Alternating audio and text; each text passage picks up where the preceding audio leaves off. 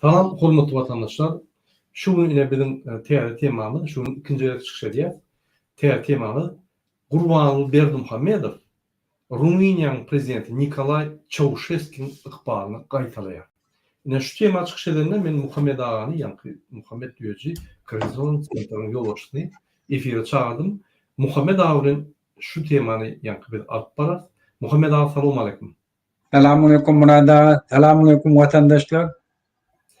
Yine hormatly vatandaşlar, sizin bilişiniz ýaly men Nikolay Çawuşeski barada bir kiçik maglumatlar berýin, bir efir başlamaka. Ondan Muhammed aga bilen biz maslahatlaşyp ýa-ni efir dowam eder.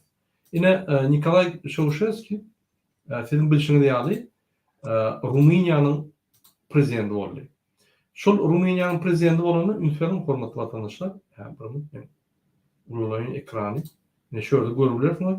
Yine Nikolay Çawuşeski 26-njy ýylyň 1918-nji ýylda dogulan. Şol adam председатель Государственного Совета Социалистической Республики Rumyniýa, ýa-ni Sovet wagtlary ýa-ni ýokary Sowetiň başçy bolup işleýän köp ýyllar boýun. Ondan şol 90-njy ýylda liberal bolan, ýa-ni özgörşükler edip halkyň awraýyny alan adam. Soňuna da diktator bolup, aýaly diktator bolup, hemmere Doğu Arnaşynyň eltip, halk bir günne, ýa-ni 4 günüň içinde bir gerekde şunu atyp edip, ýa-ni ýok edýär we diktator şoňly ýok bolup gidýär. Ne gelin şu barada gurun edelim. Muhammed aga, men birinji bilen söz size bereyim. Ine siz Nikolay Çawuşeski barada bilýänsiňiz, maglumat okansyňyz, şu arada bir ikram söz aýtdyňyz, şol başta liberal boldy. Liberal diýmek ýa-ni demokratik dünýä garaşlary boldy. Özgörşükler edip halkyň awraýyny başta halk muny gowurlady.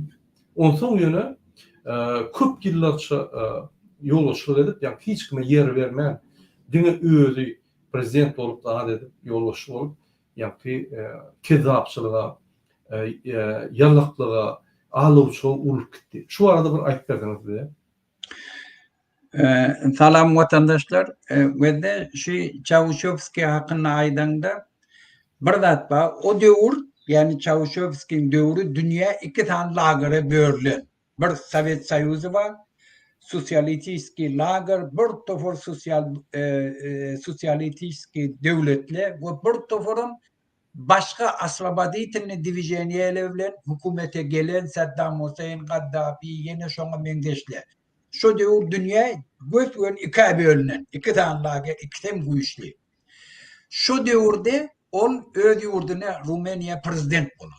Ýöneş prezidentlige nähili gelýär, ol partiyny sistemi aňytdylar. Öňki birinji sekretäriň pamoşniky bolýar, şoň ýerine işleýär, şoň kömegi bilen hem ahyrda şol dadalýar. Ýöne ol halkyň anamyna girmek üçin hem zapytny ýurtlaryň zadyn ünsüni özüne çekmek üçin bir tofor hereketleri etýär. Şu awraý gadanyň öz pozisiýasyny dikeltmek üçin. Ýöne soňam korrupsiýa ýetýärde ýurdun içinde ýyle belli dünýäňizde bir diktator öwrülýär, öz garnaşlaryny getirýär. Indi ştada näme üçin biz şunu gurrun etýär? Birinciden şu bir tofor meňdeşligi var, Berdimuhammediň hökümete gelişi, hükümeti dolandırışı ve nätirip ýurdu taýlaşy. Ýöne ikisinin meňdeşligi nämede? Şu zatda. Yani başgalaryn üstü bilen hükümete geldiler. Ýurt prinsip dolandırışlary birrek ve hükümetten hem nähili gitýärler. Ve nähili we Türkmenistanam şonu ýanyp meňdeş bir ýol bilen gitmek mümkin. Indi ştada biz halkymyza aýtjak bolýan dadymyz näme şu bilen. Biz şu videodan goýjak dädir. Ýeke şu nähili hükümetten gidişini bütün halka görkezjek bir analiz berjek şu. Gördüm. Bütün halk korkudy. O döwür Sovet Soýuzydan güýçli, hemmesi güýçli. Halk korkuda. Näme etjegini bilenok. Ýurtda garypçylyk. Hatda şu derece ýetýär günde 2 saat. Şehrin içinde günde 2 saat, günüňde 2 saat elektrik enerji berýär. Sen şehrin içinde, öyün içinde sen ne kaladilliği işledip bilen, ne televizyonu işledip bilen, hatta karar çıkarıyarlar, öyün içindeki temperatürü 18 gradustan yok olup olmalıdır. Çörek osurtları, yurdun içinde garipçilik hem yerini alıyor. Göne sistema şeyle bir kurulan, şeyle bir halkı korkudan halk kesin çıkarıp bilen. Halk bir iki yerde hareket edecek olanı olurum tutuyorlar, vuruyorlar, öldürüyorlar, kırıyorlar. Bu şu aralıkta da yine de halk yolunu tapıp da bir günün içinde öyle halkı çağırıyor, öz üstünlüğünü aytacak olup kimsesin çıkarsa bir şolar neyle batıyarlığını subut edecek olup halkı yığınanı öyle saylama adamları, partiyan ağdaları, hükümet işgərləri, speslužbaları, hemmesi şu tak gelip hükümet işgərlərini görülen getirilen yerde halk eyyem protest edip başlıyor. O da protesti ne mi? Ne eline yara alıyor, ne şun karşısına kıyıkçı ediyor, ne lozing veriyor. Ellerine de şun suratı var, şun ayağını bilen, şun özünün suratı var, partiyan lozingleri var. O zaman son yanak yağdaydı halk çıkış edip başlarına kılık çalıyarlar, kıyıkçı ediyorlar, düşündürüyorlar o bizleri İslam hakkı. Ondan halk görüyor hem kişi son yana. Şu tak gelenek hem şundanlarda. Şoğunun içinde de şunun sonunu ediyor. Esan biz inni son kurrun eder. Şimdi biz şunu söylen, inni Berdi Muhammed'in oğlu var Serdar. Onun şundan netice almalılar var.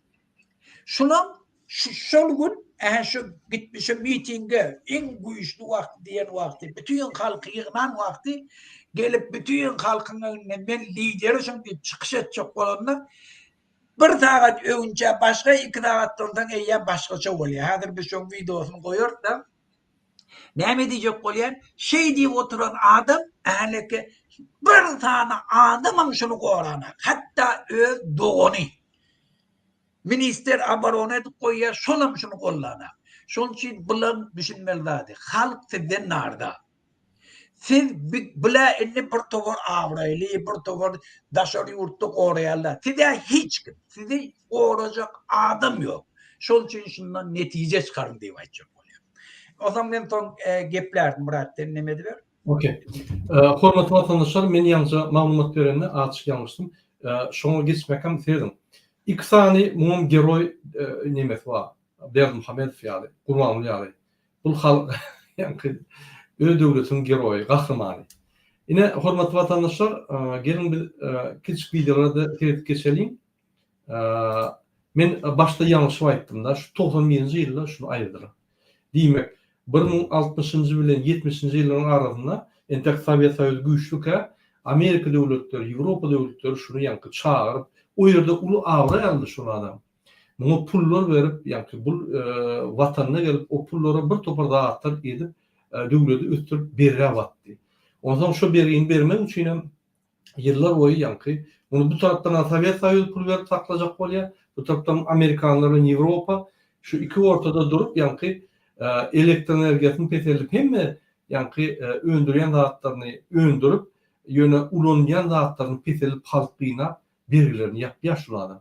Ýöne şonu da ýyllar boýy ýa-ni 30 ýyldan köprek prezident bolup ýolbaşçy bolup şu adam ýa-ni hiç halkyň awraýyny birinji alyp onsoň ýitirip onsoň zulm okgarýar da soňuna da ine şunu ýa-ni atuja jawap berýär.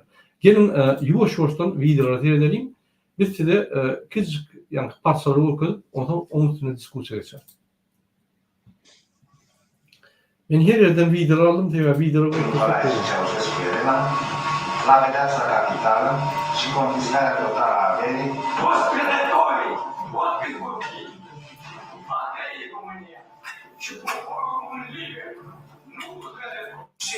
Здесь боролись до конца ради детей, родителей.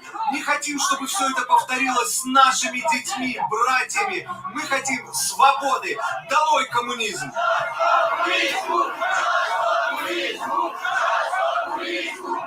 Но через месяц, в июне 90-го, Мариана Марашану полиция арестует и жестоко изобьет. Он проведет 4 месяца в одиночной камере без естественного освещения. Начнет сильно заикаться, но пародировать Чаушеску и протестовать не перед... Bu protestler vardı ya bunun başka bir yerde. Murada şol Maxim Katz'ın koyunu var oğlum ki şonu koysan var ya yaman kavga olur. Şol hemme adı detalni sekund me sekund olum vakalara ihtiyaç da. Bolu. Her koyarsın. Ha. Bunun. Bunun edil.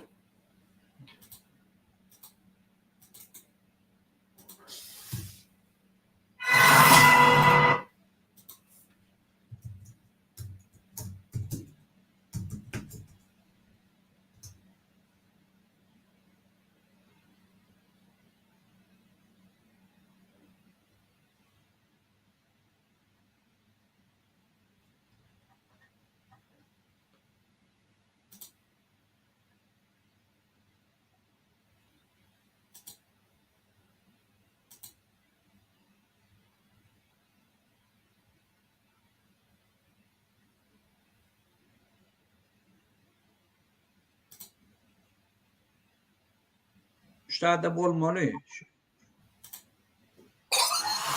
La plupart des gens pensent que pour faire des sites web ou des applications complexes, il faut savoir coder. Eh bien, c'est В декабре 1989 года на балкон вот этого здания в самом центре Бухареста вышел немолодой мужчина. Драч товарищ Şifreti. Çetetsin ay kapital. Öz vaktına göre o giyinen adam yine kurbanlam öz vaktına göre uzunca giyinye taşıyacak içmeyecek. Yine şuraya adam tı. Румыны социалисты. В здании располагался Центральный комитет правящей коммунистической партии. Площадь перед ним называлась Дворцовой, а мужчина был единовластным правителем Румынии Николаю Чаушеску. В тот день по его приказу здесь собралась многотысячная толпа. Ожидалось рутинное, в общем-то, мероприятие. Обращение вождя к своим верным подданным. Yine ülkenin vatandaşlar bir topar adamlar yani Muhammed Ağa'nın diyişeli plakatlı, çare, baryalar da yine şu yerden yok yerden öz-özünden yani bir neyilik dörep öz-özünden yani revolüsiya dörep diye. Bolmasa şunu tayarlanam yok, hiç kim yemeden yok öz-özünden. На тот момент человек этот был у власти 24 года. На последних выборах его партия набрала 90... Neden arkadan şöhret deyip yine şuraya edil mendeş dağıttıra diyorlar şu an. 7,7% голосов. За месяц до этого его переназначили руководителем. При процедуре его аплодировали стоя 62 раза. Ne şu men diyeyim mi? Arkadan. Makarası У него var. был свой дворец и целая армия верных ему силовиков. На все ключевые должности он назначил друзей или членов семьи, которые, казалось бы, предать не могли.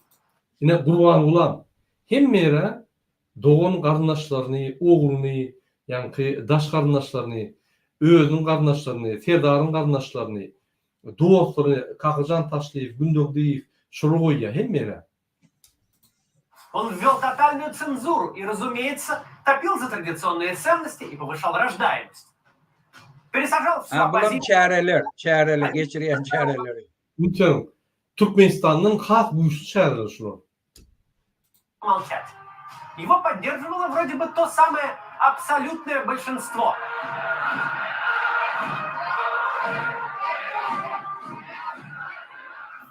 Но понадобилось всего полчаса, чтобы диктатор потерял власть даже над собственной жизнью. Президент, который причину любой внутренней проблемы искал во внешних врагах, оказался в руках своих же подчиненных. За 4 последующих дня Чаушеску пройдет путь от этого балкона до стены солдатской уборной на окраине страны. Там расстрелом и закончится его жизнь. Это фильм о румынской революции 89 года. На его создание меня вдохновил проект «Минута в минуту», который проводит реконструкцию исторических событий с точностью до минуты. Авторы проекта помогли. Накануне в Тимишоаре армия подавила волнение среди рабочих, и теперь президент захотел продемонстрировать всему миру народную поддержку своего режима. Senin näçe adam çäre geldi? Diňe şoň portreti. Aýalyň we özüniň portreti. Самых благонадежных рабочих погрузили в автобусы, а потом митингующие организованно двинулись к центральной площади. Улицы и переулки по пути к цели перекрыты тракторами, грузовиками и автобусами. Пакет Şoň içi dolu polis, MHM, şoň ýanky çärliň içi dolu. Daşynyň içinde hem ýerde de bar. Тянуть колонну нельзя. Внутри толпы скрываются информаторы румынской спецслужбы, секуритаты. Они следят за тем, чтобы никто не пронес на митинг неправильных транспарантов и не кричал неправильных лозунгов. В руках у собравшихся государственные флаги, портреты президента и его жены. Ничто не предвещает беды. Каждый свою роль знает. Каждый неоднократно ее исполнял. И казалось бы, что помешает исполнить еще раз?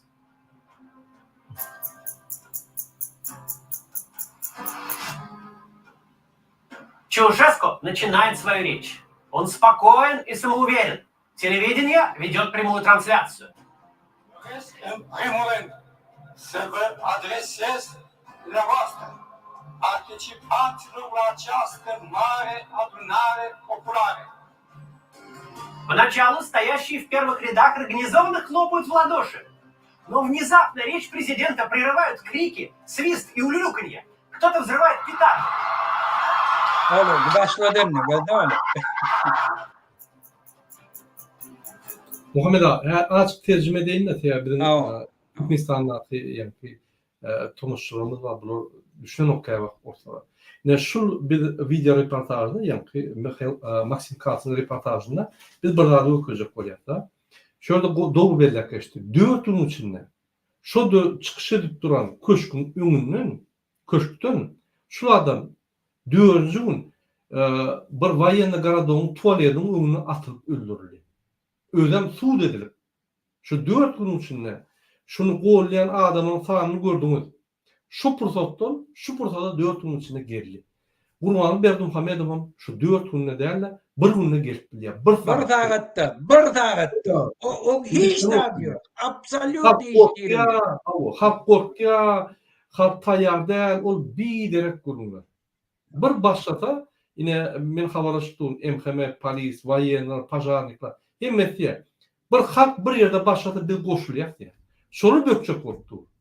Şoň üçin gurbany näçe çarplak bolsa, ýani şoňa jany nemetçek bolsa jırmaly, öz aýdyşýaly. Kabinet ministri hemme siz kazyol diýär. Men hemme zatlarmy diýip, neme hemme söýlemi gurban waýany siz kazyol diýär. Ine öz sözüňizi aýdýar.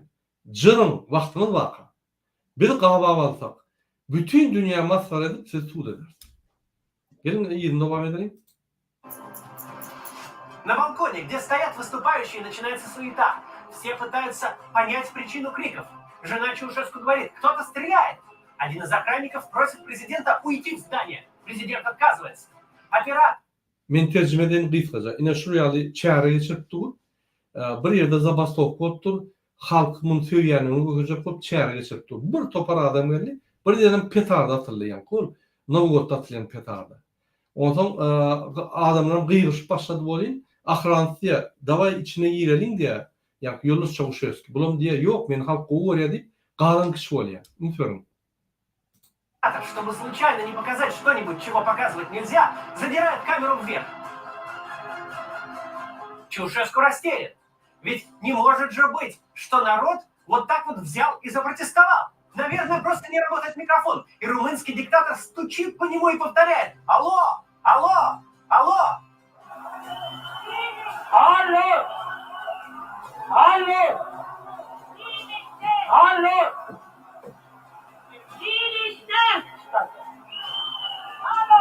Allo! Но нет, микрофон работает, и вскоре Чаушеску это понимает. Понимает, что на площади зреет бунт. Президент пытается успокоить собравшихся. Ему вторит жена и сотрудники охраны. пока оператор продолжает снимать декабрьское небо над Бухарестом. Men gıyıkı düşünüreyim. Yine mikrofon işleyen ok deyip yani adamlar bunu dinleyen ok etçeline diye aşağıda mikrofon işleyen ok deyip mikrofonu kalk alo diye de ayarlayan akransiya giderli ya bu halkaya kalk dedim işimde öyle değilse yani yok men halk kovu var ya men gürlemeli halk eşleyenlerdir. Yine şunun için şuları herhalde köşüş bilen ok deyip devam ediyor.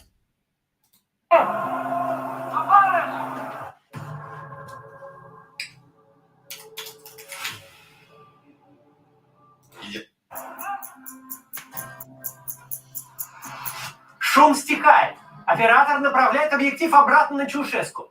Тот пытается продолжить речь, но толпа снова взрывается криками. România! Această Constituție bună!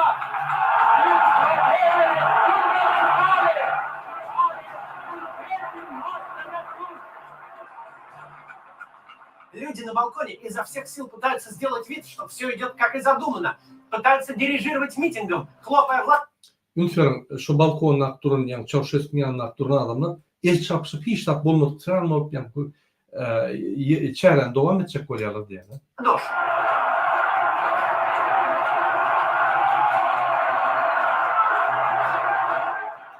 Yine şuraya belli diktatör, 30 yıllık devlet türüp köp zat eden devleti.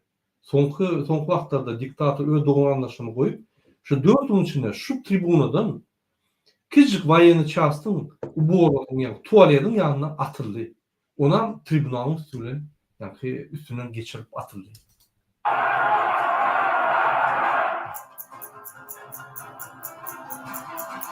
Всего через 6 минут после начала становится понятно, что митинг идет не по плану. Чаушеску может продолжить речь, и он пытается импровизировать, рассказывая, что вот именно сегодня он принимал решение повысить минимальную зарплату, пособие на детей, пенсии. И после этого переходит к событиям в Тимишоаре. Ведь именно это волнует публику.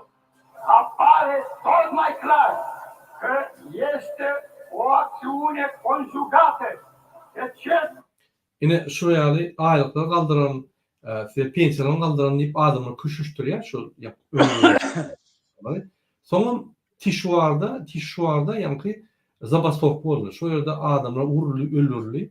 Yine şunun yankı önüne alacak olup adamı küşüştürecek olup ya adamlar şu vardı diyemeğine karşı oturdular. Onu daşarı yurttan upravliya ediliyor diyecek oluyor da. Daşarı yurttan yine vatan düşmanlar daşarı yurttan upravliya ediliyor. Apozisiya, bul deyip bizim yankı işgallerimiz, bizim raboçlarımız ondan kalmadı. Daşarı yurttan yine pul verildi. Daşarı yurda yankı bağlayacak oluyor. Öz kemşiliklerini. Lütfen.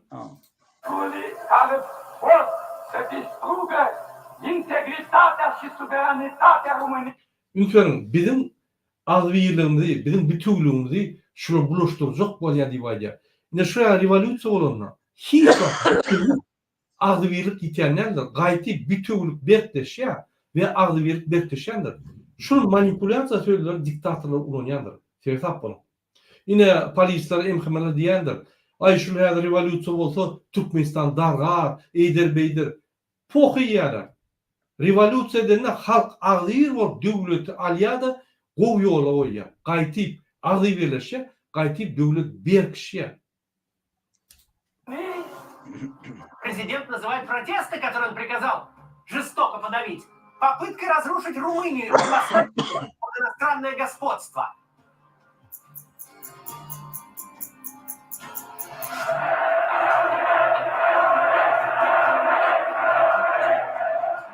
Митинг скомканно заканчивается. Люди стремительно покидают площадь, побросав выданные им портреты любимого президента прямо на землю. Yine prezidentin suratlarını, portretlerini yere taşlap kahırına gidiyor halk.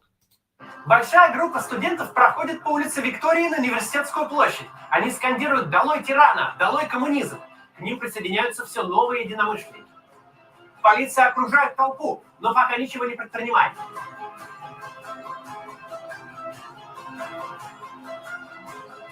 Murada görüyor mi? Halk bir yer tefin çıkarıyor, zihılık çalıyor. Bir petrol ya. ha o koşulşuya bir tardat geldi. Onun yeke değerliğini bilyerdi. Görüyor musun? Yeke değerliğini bilyerdi. Haçanam Diyetim o adam bir yeke değerliğini bilse o polisiye de iştahat edip bilene. Hem görüp otuyor. Hem kişinin önünde.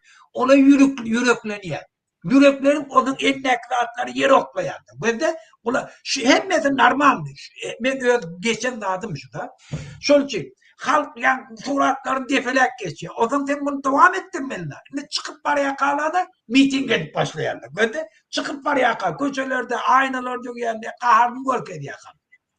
Devam ediyor. Путь Николая Чаушеску к вершинам власти был необычным. Генерал, никогда не служивший в армии.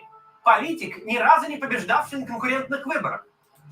Yine general hiç vakit usta Evet, olmadı olmuyor. ve politik hiç vakit sayılovlarda yani beyliklerle gidişmedik, saylov öz programmasını aytmadık, saylov meydanlarını görmedik, debat etmedik, beyleki kandidatların debat görmedik. Yalnız hemen video okuyorum, Türkiye'de gurlayabilen o. Bir samtık burada. Edir şu Çavuşesku ya. Çavuşesku olsa da ona göre yani kosmos, yani ösün yani siyasetçi, Sovet Soyuzu'na okunu alan bir topa kıyınçılıkları görün. Чаушеску появился будто из ниоткуда. Изначально он был преданным соратником генерального секретаря румынской рабочей партии Георгия Георгиеу-Деш. Yine kurbanlığa birinci Niyaz'ın ellerini ovuşap gıyvat edip yani var gıyvatları yığınap Niyaz'a getirip veriyordu. Ben size aytmadım da Kurbanlı Bey Muhammed gıyvatçı ayarlayan bir adam. Şu emme gıyvatları ediyor da gıyvatları yığınap Niyaz'a satıyor, Niyaz'a şunun için yanına satıyor. Hatta her zaman gıyvat ediyor, öz oğlunun gıyvatını beylikleri adamın yanına ediyor. Ay bu torumuz, bu başarın o. Öz oğlunun ağlayını beylik adamın yanına kaçırıyor. Benim şu Niyaz'ın yani Niyaz'a kulluk ediyen adam yani Çavuşesku şu adama kulluk etti. Кем-то вроде его персонального ассистента, доверенного помощника. Когда Георгиеу-Деш после войны пришел к власти, карьера Чаушеску быстро пошла в гору. В 1954-м он стал секретарем ЦК Компартии. Годом позже членом Политбюро. Будущий диктатор курировал самые чувствительные для режима области – армию и спецслужбы.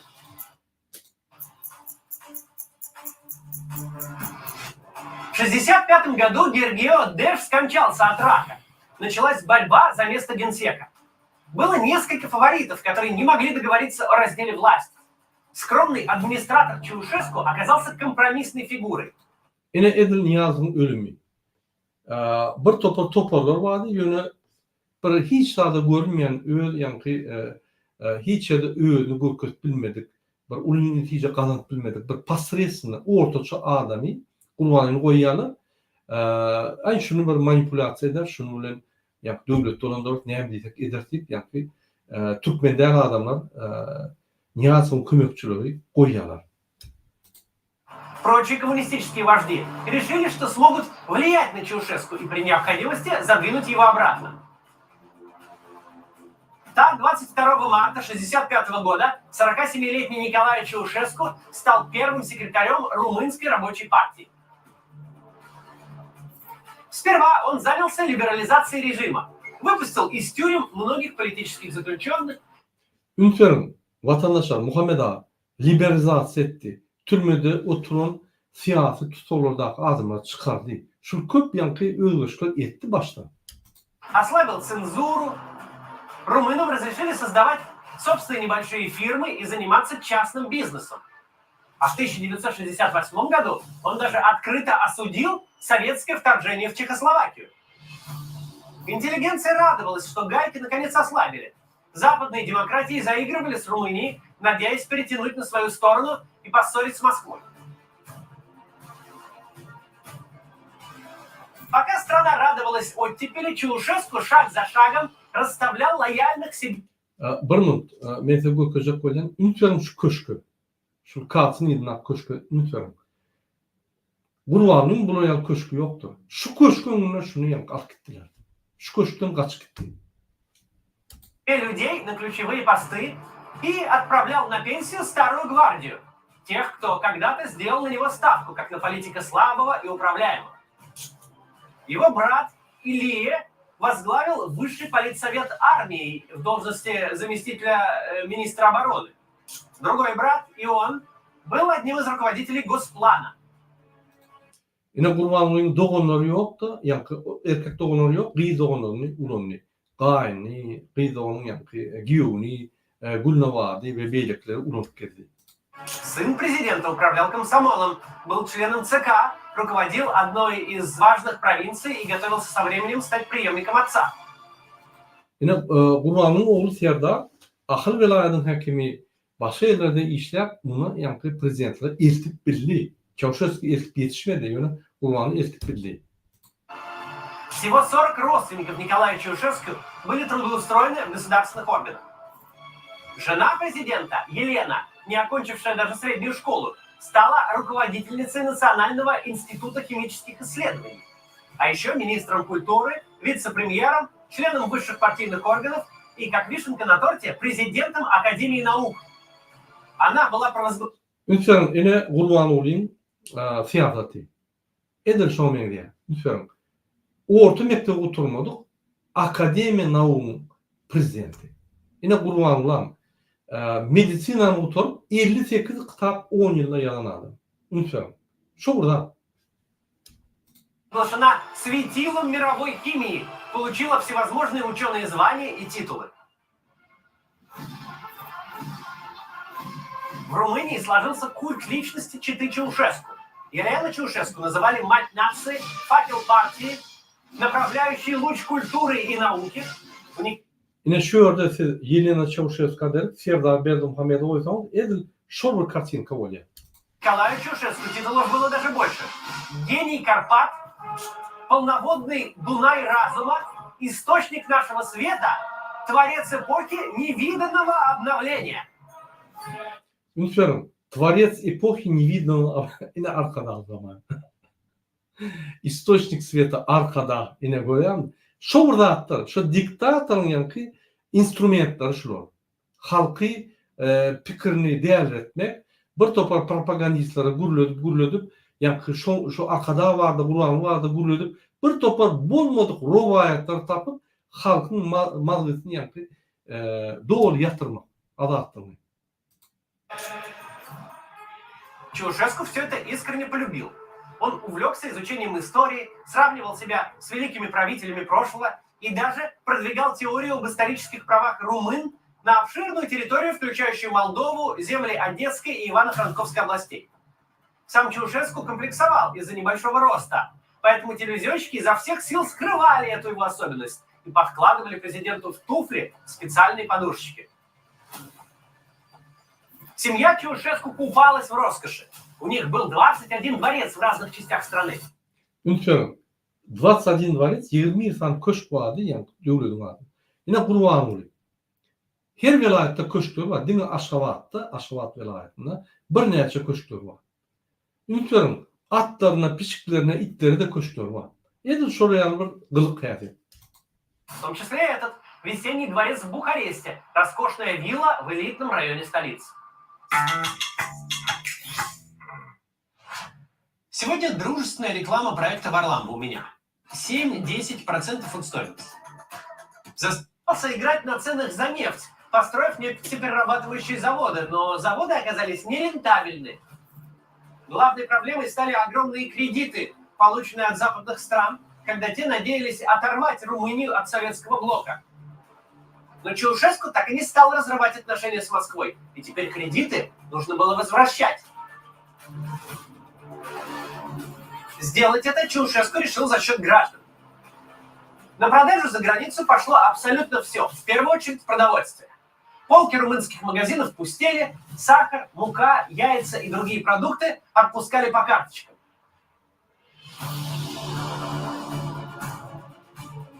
С буржуазной привычкой пользоваться электричеством тоже пришлось расстаться. Теперь в квартире разрешалось иметь не больше одной лампочки. Телевидение вещало 2-3 часа в день. Пользоваться бытовыми приборами, типа пылесоса или холодильника, стало вообще невозможно. Ночью румынские города погружались во тьму. Температура в квартирах не должна была превышать 18 градусов. Зимой же она опускалась до 4-5. Чаушеску, окруживший себя льстецами, все больше терял связь с реальностью. Никто не говорил ему неприятную правду. Любые публичные проявления нелояльности граждан объяснялись происками иностранных шпионов. Чаушеску стал подозрительным и мнительным. Он страдал мизофобией, то есть боязнью заразиться вирусами. После каждого рукопожатия он протирал руку дезинфицирующей салфеткой. Охранники обрабатывали спиртом все поверхности, к которым он прикасался. В зарубежные поездки диктатор брал целую передвижную лабораторию, с помощью которой химики проверяли состав предлагаемой Чаушеску еды. Потом вместе с лабораторией стал ездить и специальный чемодан с постельным бельем и столовой утварью. А не то, что вы подумали. Чаушеску объявил: все, внешний долг выплачен. Это его триумф, завершение огромного проекта, ради которого страна жила впроголодь. Мало кто в тот момент рискнул бы предположить, что и социалистической Румынии, и Чаушеску осталось всего несколько месяцев. Şöyle belli kışak olan yine Türkmenistan allığına bir vaxt geliyor. Yine krizden çıkmak için Japonya'dan yakın vaxtda bir neçə 100 milyon dolar aldı. Bu Türkmenistan bir batırıp gidip oturanlar, hürmetli vatandaşlar. Bu gidiliğin malumatları yani görkeden o. Neçə Belgravatiya, neçə Kardaliya bir topar belgeleri var Türkmenistan. Протест на Дворцовой площади начался из-за событий в городе Тимишоара на западе Румынии. Здесь жил известный всей стране протестантский священник Ласло Тёкиш. Он критиковал режим Чаушеску, защищал права национальных меньшинств. Власти решили выслать его в отдаленное село.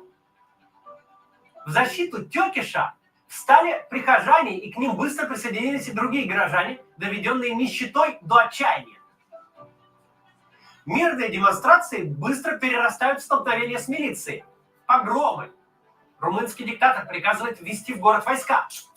Предполагалось, что армейская колонна пройдет по центру Тимишоары торжественным маршем и деморализует бунтовщиков. Но этот жест, наоборот, еще сильнее их разозлил. Протестующие поджигают военную комендатуру и берут штурмом уездный партком. Чаушеску требует от своих силовых министров немедленно подавить беспорядки. Солдаты получили боевое оружие и вечером того же дня открыли огонь на поражение. Погибли 58 человек. Получив доклад, что порядок восстановлен, Чаушеску вылетает в Иран, к которому рассчитывает обратиться за помощью.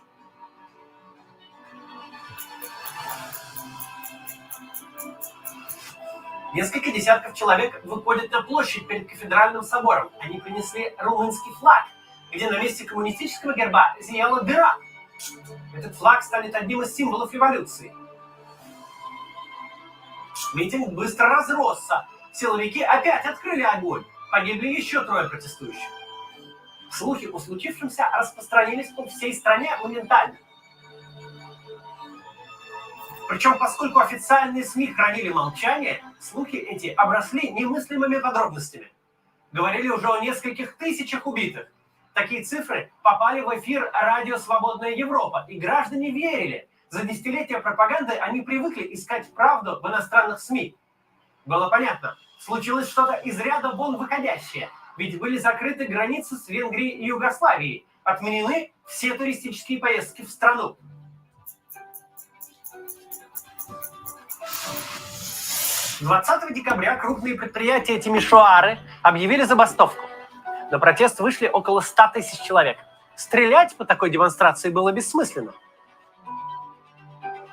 В этот же день Чаушеску досрочно вернулся из Ирана и собрал региональных партийных боссов на совещание. Случившееся он ожидаемо объявил происками иностранных спецслужб с целью подрыва суверенитета страны, не желавшей подчиняться империалистам. Hünkârım yine şöyle yani zabastowka var ya 100 binden gorak adam çıkıyor şonla Çavuşesku İran'dan gelenine şonu eşitip şey diye bu vatan dönükleri başka devletlerin yani devletlerin spetslužbalar yine devleti pıtırçak olup vuruyan zatlar. Yine şul manipülasyon hem de diktatörler oluyor. şol protest döwlete garşy däl, döwlet tozdurmaga garşy däl. Şo döwlet ya tozdurmak üçin däl. Şol protestler döwleti biriktirip zulma ayırmak üçin edilýär. Diňe bir zulma garşy edilen, Çavuşeska garşy edilen bolsa, ine Çavuşeska çykyp, "Ýok, maň garşy däl. Bizim döwletimizi ýanky tozdurmak üçin, bizim halkymyzyň agy birligini bozmak üçin daşary spesslujbalar edýär" diýip, şoň ýanky metodikasydyr. Diktatorlar hiç wagt inanmaň. Sübük yalançylardyr şular. Öz bähbitlerini, öz janyny gorap, problemany halka gönükdirip, döwlete gönükdirip, şoň arkasynda gidlenýärler. Вечером того же дня Чаушеску выступил по телевидению и впервые публично сообщил стране о серьезных событиях, произошедших в Тимишоаре в последние дни. Se poate declara cu deplină certitudine că aceste acțiuni cu caracter terorist au fost organizate și declanșate în strânsă legătură cu cercuri reacționare imperialiste, iredentiste, șoviniste și cu serviciile de spionaj din diferite țări străine. Судя по всему, румынский диктатор действительно искренне верил, что все это дело рук неких шпионов, и что румыны на самом деле его любят. Потому он и распорядился срочно, прямо на следующее утро, организовать тот самый большой митинг рабочих в Бухаресте на центральной площади, которая теперь называется Площадью революции.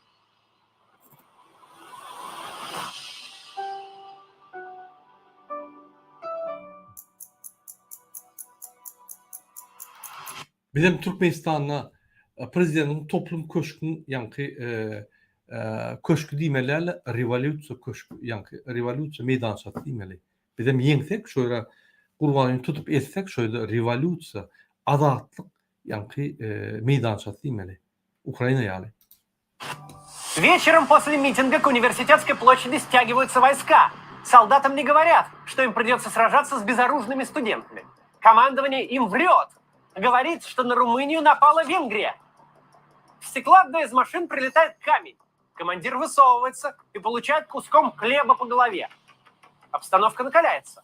Вскоре появляются первые жертвы. Демонстранты попадают кирпичом в голову водителя военного грузовика. Тот теряет управление, и тяжелая машина на полной скорости несется прямо в толпу. Собравшиеся на площади с гневом бросаются на солдат. Те в ответ стреляют поверх голов, но несколько человек пули все же задевают. БТР и танки идут на штурм баррикад. Солдатам приказали направить стволы пулеметов на толпу, которая Ayçak kolyam ben evernемette. Aydın. Ve ştada inni yang mitingden yang çıkış ediydi Çavuşevski odan kal hem plakatları oklap üstünden devler kıyık çığırıp çıkıp mitinge başladılar da inni koşulerde. Studentler geldi. Hükümet ağlar bayenlileri uğrat gel bilen ne mi diye başka devlet Vengriye bir de çoktu deyip soldatları aldı. Ve de kulağa. İnni halk ve de korku ayrılır. İnni hem iyide gidere yol yok. İnni neyme geldi? Kerpiç bile bir neme bayenli neme kamyonun şoförünü vuruyor. O da talpan diye o zaman yara kalıyorlar da şeyle başlanıyor. O zaman korku diye adamdan ayrılıyor. Bizim halkımızda şu an korkuyor. Şu an neyme edeceğini öyle. Haçanın bu şunu yanak mümkünçilik oldu hem mi batırdı. Hiç nimetme. Verdi Muhammed bir kredi oturmadı. İki tane götü oklu polisiyalarla halkı korkutup bilirim kaydı. Böyle şeyler bir kredi yedi. Oğlum iyi gün görün aydın neymeli. Подростки. Протестующие поджигают покрышки и бросают в машины коктейли Молотова. Один из демонстрантов попадает под гусеницы и застревает там. Румынский диктатор все еще уверен, что происходящее дело рук каких-то шпионов и провокаторов. Он приказывает отправить на площадь 5000 рабочих, чтобы подавить беспорядки. Набрать удается лишь 300. Часть из них немедленно переходит на сторону протестующих. Другая часть просто до утра стоит без дела.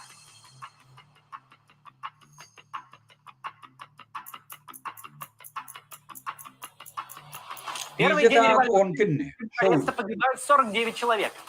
Счет раненых, избитых и задержанных милицией идет на 1000. Ночью с мостовых смывают кровь и убирают труп. Efendim, şurada halk çıkıyor Muhammed abi.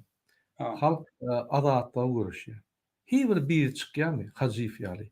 Siz halkı oğdattınız. Siz yine halkı oğdattınız. Şol için duda şula. Vak şun yana tek pozisiyon mu oldu? Şun yana prava zaşitim mi oldu? Ne biçimden yıkılmadı? Şol için hem aydı baydık gelip bir hezledim. Bu şol için senden korkuyor. Şol için TVT'den korkuyor. Şol için Dur Sultan'dan korkuyor. Şol için Nur'dan nememizden korkuyor. Ne için? Bunu çıktılar koca. Buna talep edip başla. Buna hareket ediyor. Buna ekrandan ayrılana. Ona olsa ne ekrana çık ya, ne miting et ya, kayıtı miting et ya, ne evine çık ya. O zaman gidip kimden karşı et gel, biz için bize revolüsyon edip verdi. Ha bu konuyu yerdir. Senin için kim revolüsyon etti? Doğru diyorum. Sen bu özünden blogla kaydan adam anladın. Gepin tümmek yeri yine hurmatly vatandaşlar, şuraya adaatla görüşende sana garantiya da vermeye hiç kim. Hiç de sana pulon vermeye. Sen öz adaatla uğraşan. Sen öz geleceğini yasayan. Şuraya çıkıp. Yine bizim inatalarımız adaatlıkta yaşadılar. Ne bu Sovyet oyunun adaatlık bağdı aracık. Yine bizler adaatlıkta yaşap bilmedik. Çıkmalı gitmeli olduk Türkmenistan'dan. Yine şoň üçin şu adaatlygy Türkmenistan'a getirip arqyn gitjek adam gitjek yerine gitsin. Biznes açýarmy? Şu gelip bir bağlabam var görsün şonu. Naloglaryny töleýän boldy. Nalogyňam gaty pet eder, şonu töledin boldy, ýany hiç kim bilmeýär. Arqyn işlemeli. Biz firmalar, telekeçiler, daýhanlar şeýle bir ýa fundamentalna gurkutmeli. Firmalar 100 ýyllap, 200 ýyllap dowam etmeli. Şo ýaly biz durnuklu döwlet kurmaly. Durnukluk ýok, durnukluk. Ine Gurbany Niyaz gelip altına atır diýdi, ýene bir atır diýdi, ýene bir ruhnama diýdi, bir topar kellerini agyryp ölüp gitdi. Hediledi.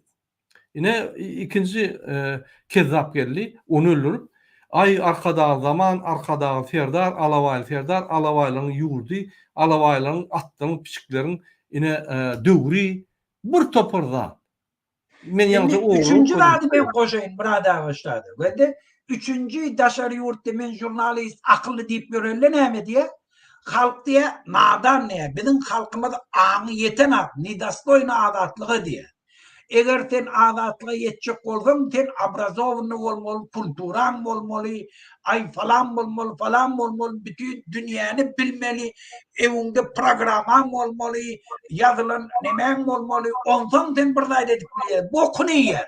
Hiç halk şunu yanık yeten ak. Sen diktatörden şu belandın dinler, ondan hoşyarlığın bilen hükümetin içinde prosesi aktif katnaşıyor. Şundan yurdun özü kimi saylamalığın sayla var ya. Hayfiyoğlu saylamalığın sayla var ya. Bütün dünyanın tecrübesini arkayın öz yurdun östürmek için hayırlanıp biliyor. Attory. Ine hormatly vatandaşlar, biz şu materialları ne yapışyk diýip görýärdi da. Şu ýaly bizim döwletimizde meňzeş bir döwlet öz diktatoryny, güýçlü diktatoryny döwletini aýryp atwym berdi. Kararam çykaryp, ýöne köçede atmady. Suud edip, karar çykaryp, ol kiçik bir waýançasynyň ubornasyny, ýani tualetyň öňüne atyp, şonu ýygnadylar gitdiler. Arada interesini zat öde häzir şu ýerinde görersäňiz, öde şu halk şondan soň näme etjegini bilen akady. Ýöne bizim planymyz bar. Biz şulan hemden öwrenip, biz geç döwrün döwletiniň agdalaryny ýa belli etýär.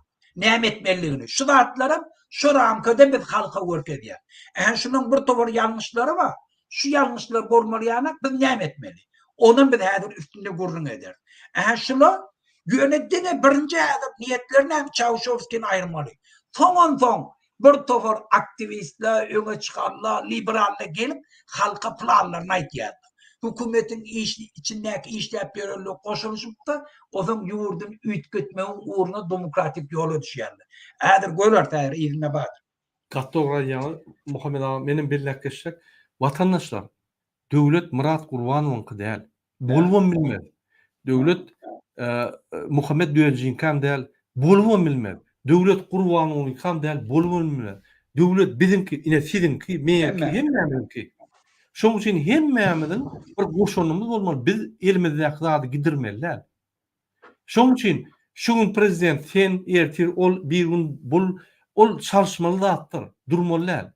Kim öňe akydip bilse, kim görüşüp halkyň ynymyna girip akydip bilse we halka hyzmat etse şo bolmaly prezident. Kim bolsa şo bolsun.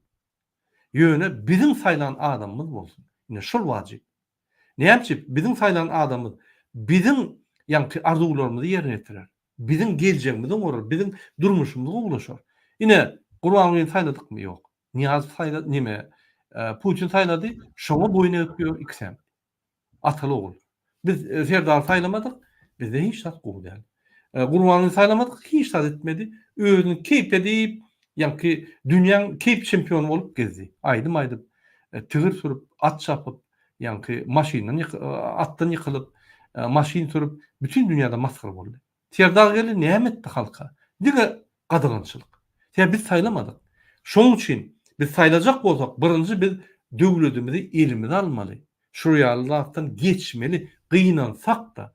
Ýöne bizim buraya gany nimämiz, perikodumuz bolmaz.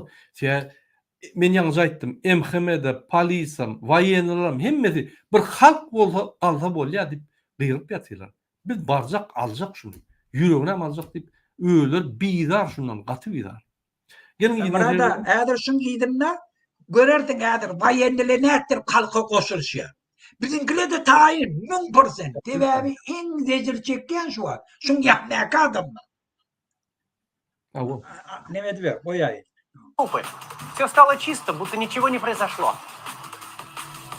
Пропагандистские СМИ объявляют случившееся происками хулиганов, пытавшихся устроить беспорядки в столице. Наступает последнее утро социалистического режима в Румынии. За ночь слухи о расстреле демонстрантов облетели весь Бухарест. Рабочие крупнейших предприятий начинают стихийно собираться в колонны, чтобы идти протестовать в центр. Şöyle belli geçmeliler. Halkın bir az bölümünü öldürseler, halk dargamady. Öjeşýär. Bereket. Gahtary nimedi, öjeşip, näme bular, näme diýär, näme haklar bar diýip, gaýtyp, üýüşip, birleşip, agdyberişip köpelýär. На заводы приезжают высокопоставленные чиновники. Они пытаются вразумить подчиненных, но пролетарии даже не дают им войти. На некоторых заводах начальство отдает указание заварить ворота, чтобы не выпустить. На колонны рабочих, идущих в центр, с вертолетов сбрасывают листовки.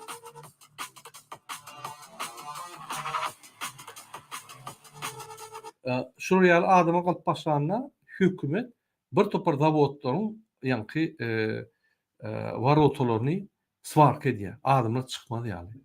Yok odan listovkadan ya kuşuşturur yani. Чаушеску устал после бессонной ночи. Он просит отвезти его домой, но охрана отказывается. Путь до дворца небезопасен. Всесильный диктатор теперь не может перемещаться даже по столице Румынии. Yine köşkün daşına adamlar üyüş başladılar. Yine bulam öğe etçek diye vurayım. Yine ahranasıya öğe gitip olmaz ya. Yankı hopsuzun pes yolu pes olur sizi alırlar deyip yankı şunu köşkte koya. İntiyorum. Yine öğe payitahtında da bunun yankı bunun koddan onun kodda geçmek ağdal ya. 10 saat geçtidir halkın çıkış ederdi. Тощие идут сюда, на Дворцовую площадь, к зданию Центрального комитета. На улицах их ждет оцепление из 4000 человек, танки и БТРы. Кажется, что ночной расстрел вот-вот повторится. Но солдаты живут еще хуже рабочих, живут впроголодь, занимаются бесплатным трудом на стройках и в шахтах вместо военных учений. И любить чушь... Burada ve bizim Türkmenistan'ın yardayı. Saldatı en alar çeken. Hiç vaktim saldat öz halkına yarar etmiyor. Katı doğru ettiler. Yine sallatlarım halktan beter ağaç, beter yaşıyor. Aksiyerlere mi şöyle? Şu açık otiyle işlenemez. Yine şunun için 4000 adam köşkününe durdu, halkı izine kaytarıyor. Şunun yani halkı koşullar. Ünserim. И начинают брататься с военными. Hala. Aw halk wayenlerden gucaklaşıp yankı el serpişip yankı neme edip başladı. Kontak koyup yankı sallatlar öz tarafını çekti. Sallatlar öyle geçti. Murada, ben bir tecrübe amaydım. Şu da, Aynen. şeydir para. Saldatı benim gül verdim Moskva'da. GKÇP varla Moskva'da. O saldatlı pakirli onu da halk yani köşenip böyle. O görüp otu yurdun içinde partiye iştahat edenak, yurtlarga otu. Tanklı da geliptirle halkı nemetmek için. Beli doğumu oradılar da ondan tank mı neyse tanktu. Şimdi inni şoları şoldurma. Yönü hiç kadar iştahat edenak. O zaman bir tane komandir Özbek eken Taşkentli. Ben yanına var elinde gül verdim. Yo ya biz atmayak. Ben şunu atayım diye. Ahaneke. Yani bizim yurdumuz ularını sabit sayıldı. Kompartiya. Bu abrayı var, dadı var. Bu karamda dayanık oğurluk eden aklar. Bu karamda dayanık kardeşleri halkı talanak, buranak, yencenak, iznasiyle ödedenak. Bula ki hiç kim. Bularını yakası belirlenmek için. Bunlar için hiç kim çöpem atmıyor. Doğru değil.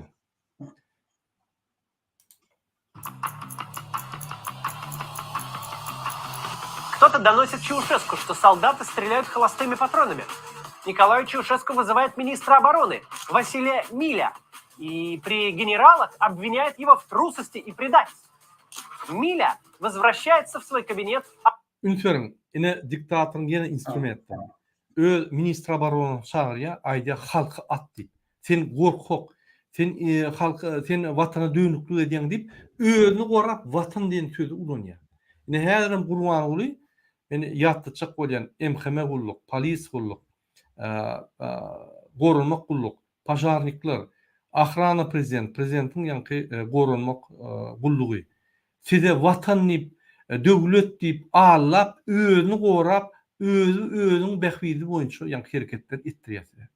Burada şu edeni işin göre iyi diyanına. Şu iyi diyanına göre de burada var. Şu Mehmet ya, Haçan yanına çağırıyor da Çavuşovski. Bar at diye de vatanın koru diye. Ola düşmanla gelip yurdun dargaçı. Bir de bar ya da hem komandirlerin yanına ya durak işte öz halkın üstüne ok atayın diye. Pistoletin aliyade özünü öldürüyor. Böyle de kulağa. Aha vatan füyana. Aha geroy ol kaldı. Şöyle ne düşündürdü? Beylik komandirlere da aitti. Edamam. Öz halkının karşısında cinayet etmemliydi. Aha şu adam tarihte adı kaldı. Hadır görün yerine. Men bellekeşek olan yine şuraya halk kalanına MHM, polis, vayeni, spetsnazıydı, yeni bir nazıydı. Hemen de ayyan. Geroyluk edip, direnip, dubinka bilen halkı urup, yararsız halkı, güllü varyan halkı, yöne varyan halkı urup, hedil edip, guvanıp diyorum ben. Bir-birden tutar sizi. Siz vatan dönükleri, halk dönükleri olursunuz. Gaytip halkı olan, bir tane, iki tane kezzabı olman, halkı olan, spesnaz olsanız, neyme bilyen olsanız, halkı korap, görküdün. Yine şuraya olur. Yine ağlarsınız ondan. Şeytanın silahı münasip olur. Silahı, kahramanım olursunuz, silahı da olur. Neme dersiniz, vezipe de ararsınız, işlersiniz hem, öz yankı bulluklarınızdan düzüyorsunuz. Абсолютно подавленным. Я не могу. Что я, палач, чтобы стрелять в свой народ? Görüyor musun Mehmet'i? Министр берет пистолет и совершает то, о чем нельзя говорить на Ютубе. Узнав о смерти Миля, Чаушеску приказывает принять командование своему брату, Илие, который занимает должность заместителя министра обороны. Но Илия сбегает из здания ЦК. Görüyor musun? Öz doğanın açık gidiyor. Açık diyor. Bu sebebi halka karşı gidip bilmiyor. Bolmasa 40 tane kardeşi işliyor hükümette. Стратегия расставлять родственников на ключевые посты терпит крах в самый критический момент. Ünserdin mi? Şuraya kritik moment olunlu öz kardeşlerini sen yer verirlere koysan yani Minobороны, MHM'da ters oynayaş ol. Onu kovul ya da o ne aylı kararda adalarını. Ters oynayaş. Halkın metal bakarı geliyor. Onun halktan bunun metal korkalı. Eğer de şu kardeşi olmadık olsa mümkün ederdim. Yöne kardeşi olmadan haz korkalı sebebi utulyanına gözü yetti ya.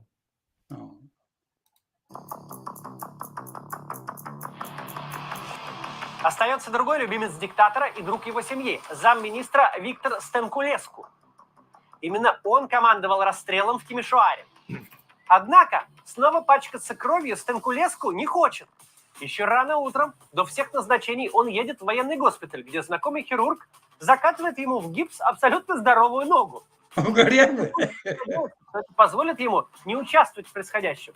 Но Yine önkü protestler attıran adam, yani Çavuşevski'nin caniyal dostu. Yine şol adam Ayağının boyfriend'i. ayağının boyfriend'i, Lvov'cu. Yine şol adam yine bir yerde kalk atacak olup özüne sağ ayağına ya eline gips ettiriyor. Men yaramok deyip. Yani vazifeni almayacak olur. Но Чаушеску приказывает ему возглавить армию. Стенкулеску понимает, что единственный способ сохранить видимость порядка – увести армию из города. Он отдает военным приказ вернуться в казармы. Армия... Yine ünsörün, yani Mina işleyen adamlara. Kaçanla adamlar kalanla. Eğer de ministra baronu adamlar atmalı olsa gavap şunu derru bir komda salında yapın üstüne. Bir arrest edin. Ve şon derine birinci orunmatar ya beyleki orunmatar gelenine birinci bilen, halk bilen vayenler uruşup, kırışıp, birini öldürmeye yani şolları kazarmalar akıdın. Kazarmalar ayrılmış olur. Onu siz hakiki kahraman olursunuz. Halk ölçödür, kurbanını inam, yerin aşağından tapar. Hem adam eder ödü. Fikir etmeyin, yurt dağar, ya tozdurlar, gaytip, yurt berker, ağıyverleştirilir ve zulümden adat olur. Şu adat devleti, beyleki devletlerin koşulacak olur. Anladın? Hem velayetler doğanyalı olurlar, birbirini kollap. Adatlığı saklamak kıyındır. Yine şundan koşun gerek var. Наш фильм сегодня посвящен событиям... Pardon.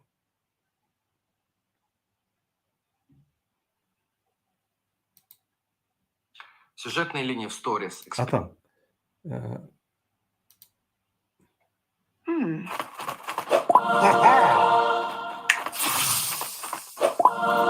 Men bas. Чикаго.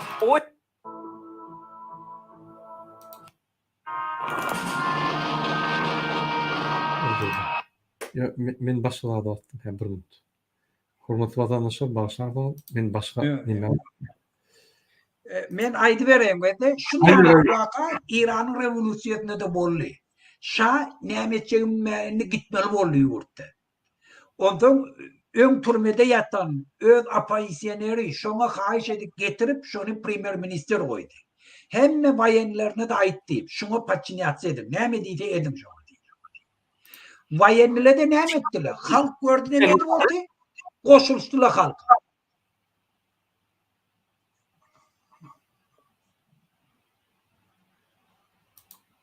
İşte. Виктор Стенкулеску. Именно он командовал расстрелом в Тимишоаре. Однако снова пачкаться кровью Стенкулеску не хочет. Еще рано утром, до всех назначений, он едет в военный госпиталь, где знакомый хирург закатывает ему в гипс абсолютно здоровую ногу. Стенкулеску надеется, что это позволит ему не участвовать в происходящем. Но Чаушеску приказывает ему возглавить армию. Стенкулеску понимает, что единственный способ сохранить видимость порядка – увести армию из города. Он отдает военным приказ вернуться в казармы. Армия снимает с себя ответственность за охрану госучреждений. Вслед за ней это делает и милиция. Защищать Чаушеску больше некому.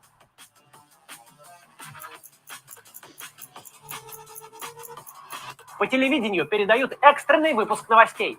Диктор зачитывает правительственное сообщение. Такое, что у диктора от изумления пересыхает в горле, и он откашливается прямо в прямом эфире. Informăm că ministrul Forțelor Armate a acționat ca trădător împotriva independenței și suveranității României și, dându-și seama că este descoperit, s-a sinucis. Minister vatan düğünü oldu ve şunu işten ayrılar deyip yankı. Hiç vakit aytmadıklarını ayttı. Toluğunup yine diktraya. Facem apel. На покойного главу Минобороны свалили и расстрел демонстрации в Тимишоаре. В версию о предательстве Миля никто не верит. По армии проносится слух, что министра убили, потому что он отказался стрелять в свой народ. Yine şol özünü atan minister yankı öz halkına karşı koşunları yani uğratdırmadyk. Adam ve özüni atan adam, kahraman adam. Ine şu adama Öğün atan ne? Öğün atan ne? Son minister koyan. Ayağını gipseden mi ara? yok, bu häzir köne ministr aýdýar-da. Birinji Ha, ministr atan adam watan döönügi hemme ýanky bolan betbaşçylygyň 48 adam öldürilýänigi şuň boýuna goýup muny Şoň ýanky ýöne armiýada ýanky gep gurulňlar bolýar, şuny öldürdiler diýip waýenliň gaýtyp gahar gelýär şu. Это становится последней каплей. Оцепление расступается перед демонстрантами, пропуская их к Центральному комитету. Чаушеску издает указ о введении в стране чрезвычайного положения, но его власть уже не выходит за стены вот этого здания. Ine halk köşkün ýanyna baranlar, köşkün içinde oturun ýolbaşy Çavuşevski karar çykarýar. Bütün ýurtda çirçany poложение, ýani waýna poложение aly, hemme goşunlar çykmaly, hiç kim öýden çykmaly, 8-den soň ýöremeler, latip karar çykarýar bolýan. Ine şuň karary şu köşkün perimetrine ýörýär. Daş şu köşkden 1 metr aňada işlän ok. diýär.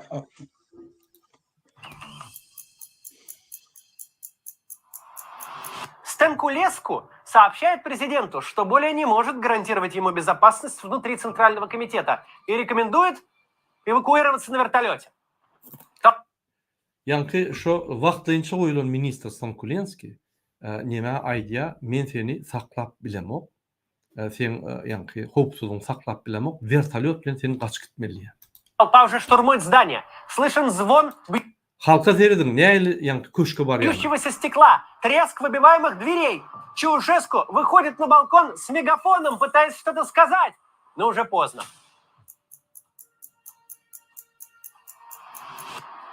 Чаушеску и его жена с 2 охранниками поднимаются на крышу. С ними 2 их последних соратника, член исполкома Маня Минеску и министр труда Эмиль Бубу. Çavuşevski ýanky şol iki adam alyp vertolyotna minýär-de gaçyp gidýär. Inferno. Они садятся в вертолет.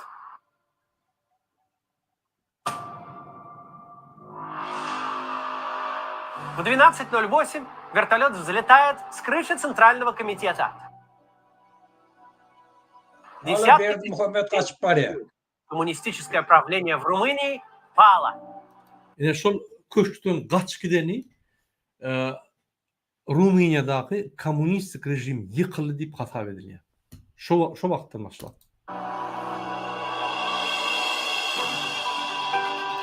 Halk zulmi köşkden kowdy, boldy, azat, döwlet azat. Протестующие, а вернее их уже назвать победителями, за считанные минуты захватывают главное правительственное здание. И так происходит не только в столице. Группы гражданских активистов повсюду занимают опустевшие кабинеты местных властей. Румынская коммунистическая партия исчезает в небытие за несколько часов.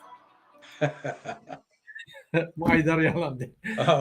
70 yıllap gelýän kommunistik partiýa bir näçe sagatda ýok bolup bitdi. Yok ama hiç de. Şu Berdi Muhammed'e hiç, bu vatandaşlar, bula hiç. Bu bir triyapka da, o bir partiye, dünyada Avraylı partiye. Hiç mi? Ama hökümet ýerine duran bir uly partiýa bir näçe sagatyň içinde ýitdi. Yok bolup diye. Adamlar tap bolan o partiýa yok.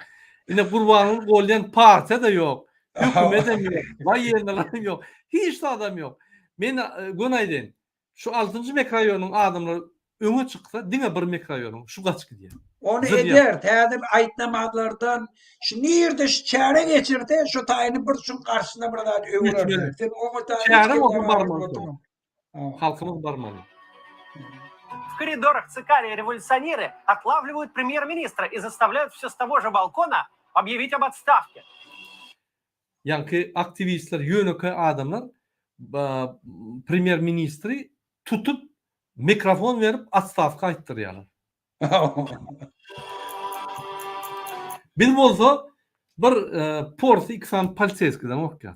Bular Kerimcan gel tutya, Kerimcan gel tutup kıyırtya emmedini. Ýanky Sultan Kerim neme arat oğlunla. Hökümet işgärlerini tutup ýanky atstavka urýarlar. Biz bolsa bir ýönöke öňüň bilmem emheme, kanun bilmeýän polisden gorkýar. Телевидение восстанавливает вещание, прерванное после зловещего сообщения о самоубийстве министра обороны Василия Миля.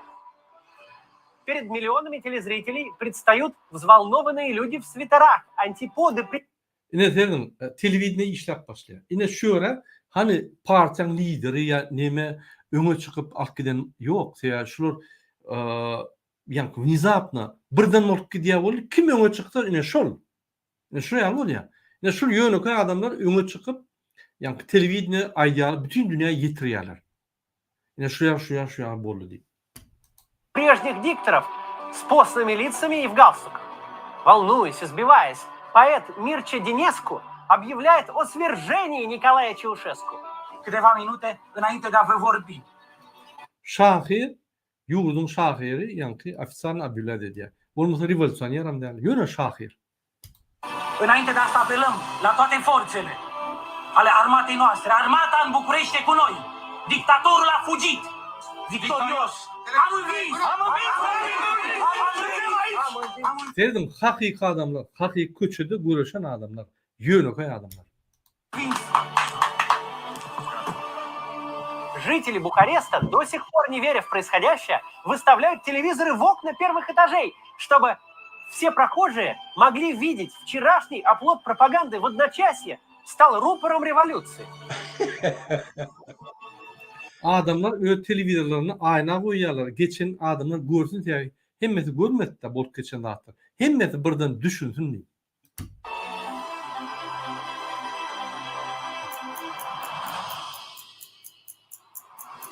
Президентский вертолет... İnni berde prezident neçe yaşar, tutsak edip basırlar. Ol bir ikinci etap. Ol öz-özünden bok gidiyor. Esası köşkten kov bütün dünya zar etmeli. Şon gücü yok oldu. Benim burada ştab bütün halk katnaşana. Öyle bir orada mecmu adam bağırıyor. Bütün Rumeniyen yönü esası hem halk narda. Hem halk Hükümetin işgalleri hem narda. Gattı orada. Тем временем приземляется на правительственной даче в 40 километрах от Бухареста. Чаушеску пытается выяснить, что ему делать дальше. Но ответа от Станкулеску нет. Тогда он лично обзванивает всех командующих военными округами. Однозначное заверение в верности удается получить только из города Петешти. Şol kaçıp barana öz köşküne var ya, 40 kilometrelik köşküne, Çavuşevski. Her bir velayet hekimine zan ediyor ve her velayetin garnizonunun, yani vayenlilerine zan ediyor. Dine bir boyun alıyor, men sen koruğunu saklap bilecek, korkusuzluğunu saklap bilecek.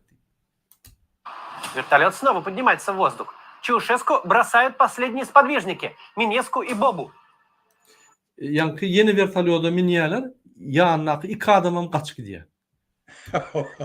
Nişlor yankı bir vayenli garnizon, men sen korkusuzluğunu bez ayda boyun alıyor, şonka gidiyorlar. С супругами остаются лишь два охранника. Министр Станкулеску связывается с пилотом и приказывает... Yankı Çavuşesku'nun ayağının yanına dine iksan ahranik kalıyor. Yine hazır yeni bir kayıtalayan. Kurbanlı Kezzap ve Serdar Kezzap'ın ahranatına yüzleniyor. Beylik devletlerin ahranatı sonuna çel durmadı zulmün yanına. Vazmos olsa halkın tarafına geçtiler. Siz dursanız sizi öldürürler. Halk öldürür. Sizin bütün ömrünüzde halkın düşmanı olursunuz ve sizin çağlarınız en maskara olan adamlar var. Kaç bilecek yerlere mi yok şimdi buna? Yani şimdi hiç yana kaç bilmeyen. Немедленно приземлиться, угрожая в противном случае сбить вертолет. Yine yankı adam, ünferin yankı военный adam Снова поднимается в воздух. Чаушеску бросают последние сподвижники – Минеску и Бобу. С супругами остаются лишь два охранника. Yine şu adam birinci protesti 48 adam öldüren adam, komanda ve öldüren adam. Çavuşesku şunu belliyen edeti gelen ok, yankı mina baron bolosu gelen ok, şonda da belliye mecbur yağdayda. Yine şol ikinci gedek vertolyotu kalıp kaçıp baranına şul şonga can edip aydiya. Vertolyot düşürün ya da bombalap yar vertolyotu. Çavuşesku şert koyuyor.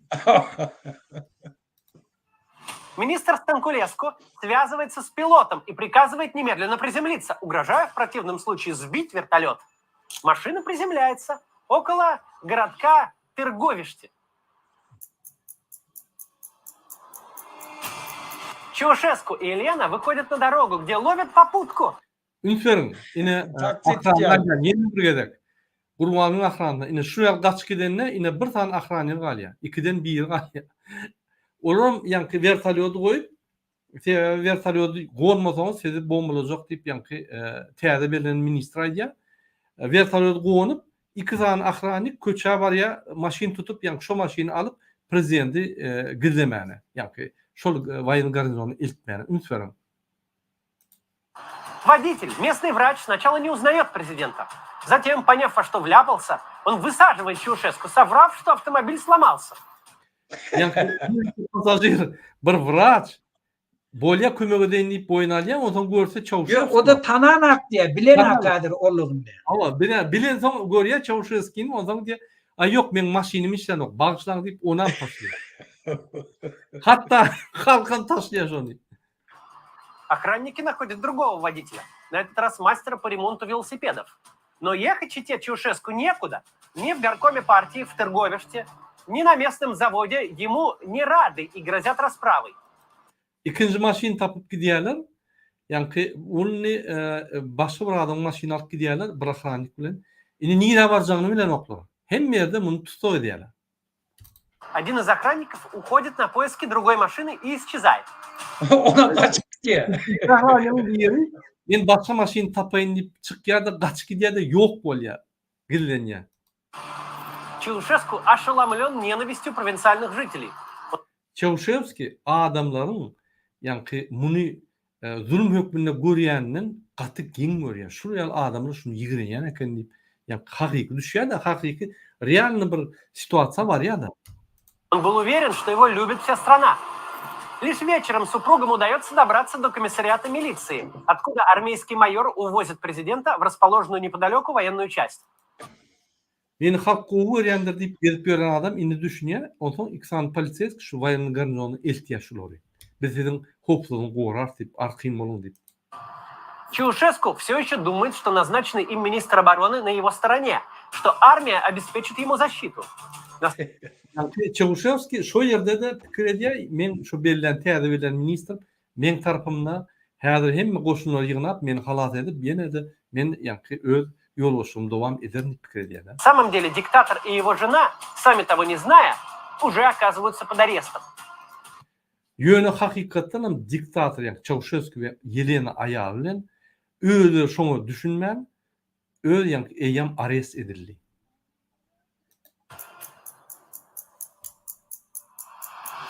В это время в Бухаресте появляется человек, который возглавит страну в переходный период, а затем станет первым всенародно избранным президентом Румынии. Это Ион Ильеску. Он занимал довольно неожиданную для лидера революции должность – директор издательства технической литературы. Şol direktör izdательства yani neşriyat teknik yani malumat kitapların neşriyatının direktörü şol vaqtınca hükümeti dolandırıyor ve son adamın fetlenen birinci hakiki arz oldu 3 yaş olan adam. Ильеску 59 лет. Он начал свой политический путь еще в 50-х. И во времена оттепели даже добрался до поста министра. İlyesku 59 yaşında ol öňden bäri ýa-ni siyasata goşulyp gelýän. Министра по делам молодежи. У него была репутация либерала среди коммунистов. И когда Чаушеску начал выстраивать диктатуру с культом личности, карьеру Ильеску покатилась под откос.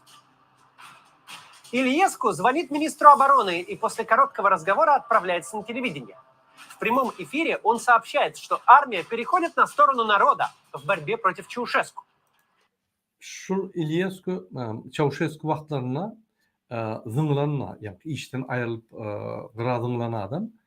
Ine şu ýaly bolanno, şu wagtlaýynça ministr berilen adama jaňa diýede gürleşede 30 minutdan soň telewizionyna baryp aýdýa hemme yani harwurluklar halkyň tarapyna geçdi diýip ofitsialny haberler edýär.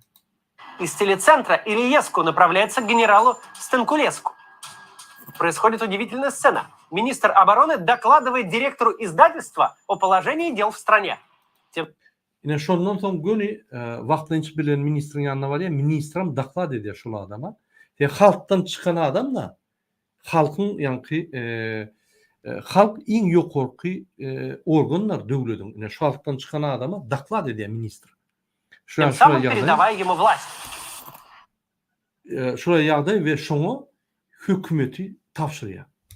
В половину четвертого Ильеску выступил с балкона Центрального комитета и как новый лидер заявил о создании фронта национального спасения, который будет руководить страной до проведения свободных выборов. Транзит власти свершился. Burada ben ştada burada da çok oluyor. Ve de ştada en важный moment. Ve de bir tane adam halkıyla önden bir istoriyası var. O zaman minister Abarona geliyor şuna anam bildiriydi. Hükümeti şuna tavsırıyor. Benim tan Paçinyan'dan dedi. Oğlum hükmen şolara söz veriyordu. Sen geçmişte ne mi edem oradan biz geçecek.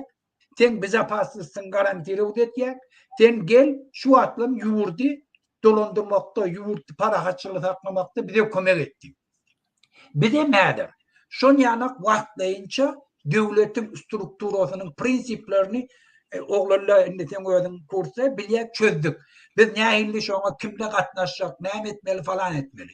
Şun yanak adamlarımızdan var hem içeride hem dışarıda. Hem hükümetin içindeki işleyen ministerler zatla da bize koşuluşup bizden garanti alıp biliyor. Şu vaktlayınca devlette. Bu şolanda onlar garantiyle ödetiyor. Gelecekte şolara zat değil mi? Moş işlep bilir, işlemek ol başka vurun. Olan eden işlerine bağlı olur. Yönü umumi günah geçiş hem mekşe ilan ediliyor eğer halk tarafı geçtiler. İran'da da şovorlu. Rumaniye'de de şovorlu. Orfiyette de şovorlu praktiski. GKÇP bolonla şovorlu. Tevabi şu nemeden dağıtları hiç daha demediler praktiski. Şol için yani tonksları bilmeli, öğrenmeli, halkın tayin olmalı. Eğer hükümet yol başçıları halka karşılık görkezmeli, halk tarafı geçtiler, olan kovsuzluğunu biz üçün ediliyor. Hakik. Onu biz ayratin yüllönür. Yani şu ýagdaý bolanda biz ýürünüz, ýöne öňünden aýdýar. Egerde siz ýolbaşçylar, polis, ahrana prezident, pograniçny, pajarnik, prokuratura halk tarapyna geçip siz wagtyn hökümet gowlasaňyz, onda hem onuň çyýany bolup bilersiňiz, hem de öz azatlygyňyzdan mahrum bolman işlerinizi dowam etdirlersiňiz we günälerinizi Agrylan bolursaňyz. Sebäbi şul ýa-ni çalışmakda, şul bir diktator, zulüm sistemadan hakyky azat sistema geçeninde demokratiya sistemasyna. Näçe adamlar agdy birleşip hökümetde işleýän, sen MHM'ň başlygy bol, sen Mina Baronanyň başlygy bol. Halk bilen alaşyp, ýa-ni wagtyn hökümet bilen alaşyp kömek etsen, onda sen bir topar adamyň jan sağlygyny goraýan, öldürmeýän, gaýtyp gaty çalt ýagdaýda, agdy bir ýagdaýda bolup geçýär we biziň istegimiz şol. Halkyň parahatçylyk üçin etýär. Parahatçylyk üçin edýär. Sen zuluma gulluk etmen, halka parahatçylyga, adalatlyga hyzmat edýär. Onu sen kanuny bozarlar. Ýurdy talalary tutýar. Sen etmeli işin etýär. Awa.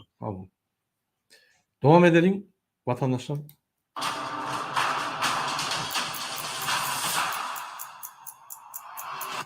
Захватом правительственных зданий дело не ограничилось. Румыны пришли и сюда, во дворец, где жил Чаушеску. Люди, последние десятилетия прожившие в голоде и нищете, с удивлением рассматривают роскошные интерьеры дома диктатора. Yani dine hükümet jaýlaryny, yani hekimlikleri, kabinet ministri, köşkleri basıp almadylar, halk basıp almady. Ol Çauşesku'nun yaşan yerine, yaşan köşküne gitti. Ванны с позолоченными кранами, бассейн, винный погреб и даже оранжерею с павлинами. Так жила чета Чаушеску. Пока остальная страна без преувеличения считала каждую копейку. Haçanla halk her köpüğün sananla Çauşesku gıdırlan çaylan, yani tualetler, vannalary, öýünün içinin gıdırlan çaylan kapıları, pavlinler, bir topar zatlaryny halk görenle bundan emetir gahrayly. Желающих взглянуть на покои президента так много, что им приходится стоять в очереди. Кто-то пытается украсть шахматы, но его хватают за руки. Положи на... Şunun yaşayış durmuşunu görmek için bir topar adam üçti. Şunu oçut bollar, şunu görmek için. bir şahmatını oğulacak bolgan son derru halkyň öýü tutýar. Halkyň öýü hemme zat edýär. Paryadır haklı. Barýadyr. MHM'den, polisden, beýlikden gowy edýändir halk. Halk sebäp adalatly üçin galýa we adalatlyk ideýany saklaýar. Bir adalatdan çykjak bolsa derrew ýerine goýýar. MHM'den hem polisden hem beýleki, prokuraturadan derrew ýerine goýýar. Şoň üçin halk kaçanına gelene bardak bor, eýder bizim halkymız beýle eýle pohyýarlar. Bizim halkymız beýle halkdan hiç il tapawul ýokdur. Serden Russiýan halky gidip öz doğun Ukraynalarını öldürýär. Ýöne halk galanna şol adamlaryň tersine adalatly işläp başlaýar. Bäýerde umumy tolkuna bar. Tolkun adalatlyk, azatlyk we adamlaryň gymmatlyklary. Onda hemme halk şoňu ýa bolýar. Eger tolkun yallaklar, kezaplar bolsa, onda yallaklar, kezaplar düşýär. Normal adamam yallak, kezap bolmaly bolýar. На место не твое, а народное.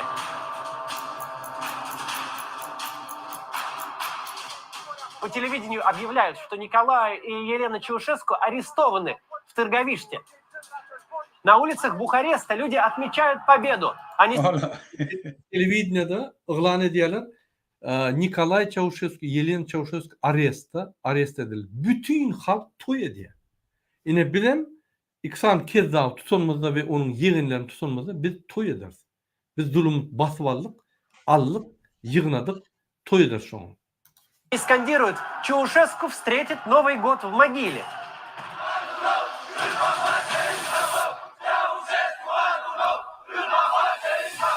Çavuşesku täzilini ýanky nimede mazarçylykda garşalar diýip ýanky aýýar, gyýryň. С наступлением темноты благостное настроение в столице сходит на нет. По всему городу происходят перестрелки армии и милиции с неизвестными противниками. Стрельба ведется с крыш и чердаков, из окон верхних этажей. Выстрелы слышны и у здания телецентра, и у здания Центрального комитета. Ýanky giýje bolýar bolýan, waýenler bilen polisiň arasyna uruş başlaýar. Bular şol ikisem ýene bir topara garşy uruş alyp barýar. Öýleren bilen ok nämen uruşy. Ha bulaşık bolýar da, şol üçin tecrübeleri biz özümiz bilýär. Открывают огонь из Aýdalatmar Türkmenistan. танков и крупнокалиберных пулеметов. Стреляют по жилым домам и памятникам архитектуры. Начинаются 3 смутных дня румынской революции. Şuraya 3 günler atışık gidýär şäherde. Ýanky jaýlar atýarlar, köşkler atýarlar. Öýler bilen ok kime garşy görüşýärni öýler bilen ok bulaşýarlar. Готовы электр. Телевидение подогревает истерию, рассказывая о неких террористах, наводнивших страну. Одного такого террориста, избитого до крови, приводят в студию. Это, оказывается, сотрудник секуритата. Его схватили на площади только потому... Ine ünsörüm. Şo ýerde terroristler geldi diýip, ýanky gizlin ulluk MHM adamlary we waýenler bilen polisler uruşdurýar şo ýerde. Ine Gurban Ulam häzir Türkmenistanda şu ýagdaýdan çykmak üçin variant görýär. Grażdan uruşun başlamak üçin. Bir tarapdan ýanky nemeler elçek bolýar, Talibanlar elçek bolýar. Bir tarapdan adamlar ýöne alyp atyp bütün dünya gököjek bolýar, terroristler çoldy diýip waýna polojeny ýerdirjek bolýar. Näme şu ýagdaýdan çykjagyny bilen ok. Adamlar gana bulajak bolýar. Adamlar gana bulaşyp ýanky grażdan uruş bolanda bu gaçyp bilýär. Muny ýadydan çykarýarlar soň. Ine şul häzir variant Türkmenistanda Gurban uly MHM bilen kelle alyp şoň üstüne ýa kelli işler, kelli döwýärler. Şoň üçin watandaşlar, men häzir amaýdan hökümetde işleyen adamlar, MHM gullukdaky ofisiýerler, pograniçny, oborona, prokuratura, polis, watany goramaly, watan üçin, döwlet üçin döwletini saklamaly diýip şu ýal kezzapçylyk edip, şu sözleri ulanyp, grażdan uruşturdup, pullary oglap gaçýar. Eýýän pullaryny Dubaýa we Katara çekdi, bizim habarymyz bar. Maşgalaň çenlerine çeli çykardy şol Gurban uly. Bular gaçmana taýýar. Ýöne gidenne ýöne gitse, biz bulary ýanky derw tapsalar. Bulaşdyryp gidenne ýanky 6 ay, 9 ay wagty bolar, adwokat tapynyp, goranyp başlaýança. Şoň üçin biz bulary gidirmeliler. Sen akmak bolmaň. Prezidentin ahranası, MHM, polis, prokuratura, oborona, pogranichniy gulluklar. Akmak bolmaň. Bir näçe wagtdan hemme zat ýüze çykar, ýalňyş anlaňyzy. Häzirden ýalňyşmaň. Muň esasy maksat sizi bulaşdyrmak. Ýa-ni şu ýaly ýagdaýda diktatorlar bulaşdyrýar ýagdaý. Halk başga tarafa gider ýaly. Öz bilen görüşer ýaly. Grardan uruşy başlar ýaly. Bular ýa-ni gider ýaly, onsoň aýdar ýaly, "A men maka grardan uruş ýok da, asmanymyz parahatdy" diýip. Özü bulaşdyryp gidýär. Şoňa özü ýa-ni sokup gidýär gidenler. Şoňa görmeli. Что у него был при себе табельный пистолет. Солдаты на взводе и ждут нападения террористов. Они готовы стрелять на каждый шорох. Командующий ВВС генерал Иосиф Рус решает усилить охрану аэропорта от угрозы захвата его террористами. Он отправляет туда курсантов школы сержантов. В суматохе никто не предупреждает военных, охраняющих аэропорт, что к ним направляется подкрепление. Военные решают, что на них напали террористы. Курсанты думают, что террористы уже захватили аэропорт. Начинается бой. Погибают 48 человек. Ünferin. Военный minister wagtynça aeroporta teröristler gelmedi ýaly usyny ugrady kursantları. Ve o tarafta ýa-ni aeroport saklap duran adamlar her teröristler gelýär, kursantlar atýarlar. Kursantlar bolsa her aeroport teröristler basyp alyp ular atýarlar. Ine şunu grajdan uruş diye, şunu ýa-ni bulaşıklary döredip diktatorlar şu ýaly gaç gidýärler. Şunu ünferin, wayenler, pogranichnikler araňyzda agzybirçilik bolsun. Araňyzda bir ýa-ni ideýa bolsun, adalatlyk, kanunçylyk we halka hyzmat etmek. Onda şu ýaly girmek. Gurmanyny Serdar bir topar kanun bozup zat aýdarlar size. Komanda verirler, inanmaň, wagt çekin etmeň. Olaň her mün öz ýagdaýda kıynaşyp her mündan ýa-ni türme tarap bararlar olar.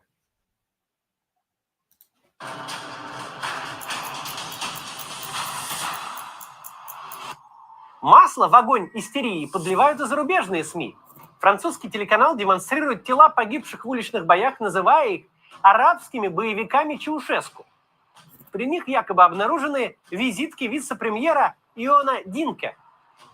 Ни одно из расследований не подтвердит эту информацию. Daşyt mass-media, Frans mass-media tam yalan informasiýa berýär. Teröristler geldi, olar ýa hökümet tarapyndan alındy zat diýip. Olam yalan bolup çykdy. Следующей ночью по всей стране вновь вспыхивают перестрелки. Чаще всего стычки происходят просто из-за неразберихи и паники. Так солдаты одного из батальонов убивают посыльного, который спешил передать приказ их командиру. Karar ertesi waýanyň arasynda bulaşyk we kiçik gapmagarçylyk dörep başlaýar, atışyklar. Olam birinin ýa-ni hawalar bolman soň bir armiýa birine garşy bir batalyon beýleki batalyona pasylna garşy görüşýär. Гарнизон городка в Трансильвании 15 минут стреляет по кустам, откуда раздался подозрительный шорох. Утром выяснилось, что туда забрела бездомная собака. Возле другого города сбивают вертолет, в котором везли арестованных генералов, виновных в Тимишоарском расстреле. Оба погибли. Başka bir şäherde vertolyotda ýa watan dönek generallar arrest edip getirenler onu atyp alýar, teröristler gelýär diýip. Gara bulaşyk bolýar da, şu bulaşygan öňkü MHM'şikler gyzdyrýarlar we bulaşygy ýa üstürýärler.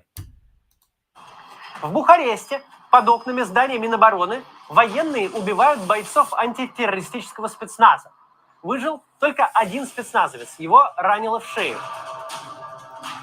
Spetsnaz bilen waýenler gidişýär. Sebäbi bular oňa terörist geldiler diýip pikir edýär, oňa terörist diýip pikir edýär, ikisi gyrylşýar. Ve şöyle diňe bir adam spetsnazdan diýer alýar.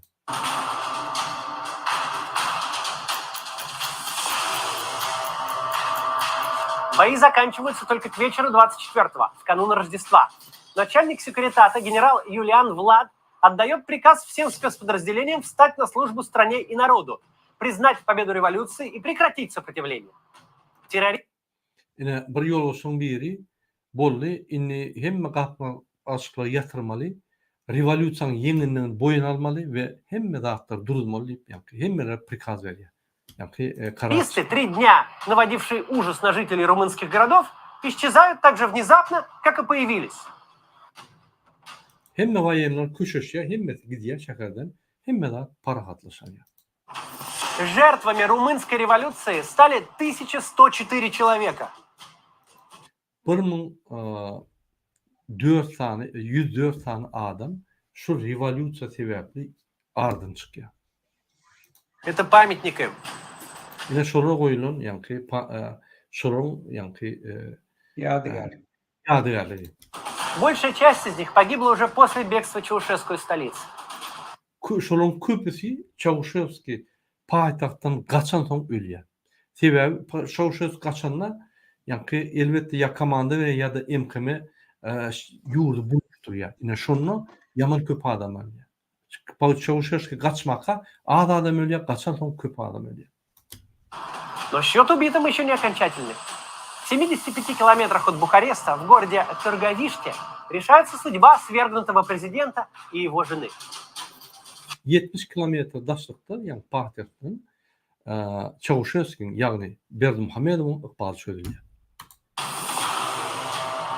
Николай и Елена Чаушеску после долгих скитаний оказались в гарнизоне Тырговиште. Bir näçe wagt bir ýerde ýatyp şu Targovishna garnizonuna barýarlaşdylar. Елена и Николай Чаушевский. 2 дня они живут в холодной казарме. Из мебели 2 gün ýa şu kazarmada ýaşarlar, soğuk kazarmada mebelden diňe şu ýaly ýa-ni ýatag ýerler. там только солдатские кровати, стол и пара стульев. Когда чете Чаушеску первый раз приносят обед из офицерской столовой, они отказываются есть, полагая, что над ними издеваются. Haçan ofitserleriň ýa-ni iýen naharyndan şuru dağdırmana getirilenine birinji gerek. Şular pikir edýär, "Ay siz bizim üstümizden güljek bolýaňyz. Bu ýa hili nahar, ýa pes hili nahar adam iýenler" diýip ýa-ni atkaz edýärler, iýmeýärler. Им говорят, что черный, безвкусный и рассыпающийся в руках хлеб и пустой суп – это обычный рацион офицеров. Olar düşünýärler şu ýaly elinde eräp duran kara çörek we etsiz çorba şul ýa-ni ofitserleriň hakyky nahary. Чаушеску заявляет, что это ложь. Бывший президент до сих пор не знает, что он арестован. Ему говорят, Çavuşevski diýär, ýa-ni ýok bu yalan, bu ýaly armiýada adamlar aç ýa-ni nahar ýanoklar diýip neme diýär. Şul näçe wagt geçenine Çavuşevski şonu da düşünmeýär. Şunça wagt geçen soň şul arest boldugyny düşünen okşun. Wagtlaýynça men häzir saklanýan, häzir ýa ministr obarony hemmeler çözer, men ýene iş ýerime baran diýip pikir edýär. Говорят, что его хотят защитить. Чаушеску все еще ждет, пока назначенный им министр обороны Виктор Стенкулеску возьмет ситуацию под контроль. Ему Ýa-ni ýanaklar madya Çavuşevski biz sizi gorar, hiç kimse öldürmedi ýaly. Biroq ona näşe? можно будет наконец вернуться в свой любимый дворец, к павлинам и позолоченным ваннам. Но Ýa-ni şu ministr, belli ministr häzir hemme köşeşdirir, halk köşeşdirir. Menem öz gyzylan çaýlyň tualetlerime, pavlinlarıma baran diýip pikir edýär, arzu edýär. Gurbanyň ýalyna itlerime, eşeklerime, pişiklerime, atlaryň ýalyna pikir eder ýöne olmaz. Но Стенкулеску вместе с Фронтом национального спасения занят совсем другим. Вечером 24 декабря принимается решение о создании исключительного военного трибунала для не... Ýa-ni Çavuşevski tarapyndan belirlenen adam wagtlaýynça obarona, ýa-ni ministr obarona, gorunmak ministri bunu goraman gaýtyp wagtlaýyn komitetlerini üýüşüp ýürütürleşdirilen военный tribunal döredýärler. Murada, men ştada bir daha etjek wede şu wagtlaýynça döwlet berde Front Nasionalny Spasienie diýip adlandyrýarlar. Häzir şu ýanky ýazyjy bar, ön komsomolly işler şu bar, onuň men obarona ýerýär bir towar adamlar şu revolýusiony komitet şu döret, indi şolar hemme dat ýurt dolandyryp oturýarlar. Немедленного суда над Николая и Еленой Чаушеску. Хотя никто не говорил этого вслух, было ясно, что приговором будет высшая мера. Şunu Kur'an'ı eşitmeli. Şol vaqtlayın komitet, vaqtlayın yani kurulan kuruma ministra barona bilen yürütü tribunal geçiriyorlar ve eyyam şu tribunal geçmeke himmeti biliyor. Vışra merana kazanıyor. Rastrel yani bunu atmalı. Şol yani çare görüleceğini hemmere eyyam biliyor önüne tevavi. Zulüm eden zulümü şon çokup Gurbanlı'nın eden zulümü şon çokup Gurbanlı bilen ölümü görüşüyor. Yani ya canlı ya ölüm yolunu görüşüyor. Yolunu görüşüyor. Şunun için fikir etmem yüzüp gülüp bize diyenler yok bu her mundunu dağırdak du. İşe gelenine de serdar eksik. Bunu dağırdak geliyorlar. Biz aradan maglumatlar alıp oturuyoruz. Her gedek yine son günümüz deyip dağırdak geliyorlar şu işlerine.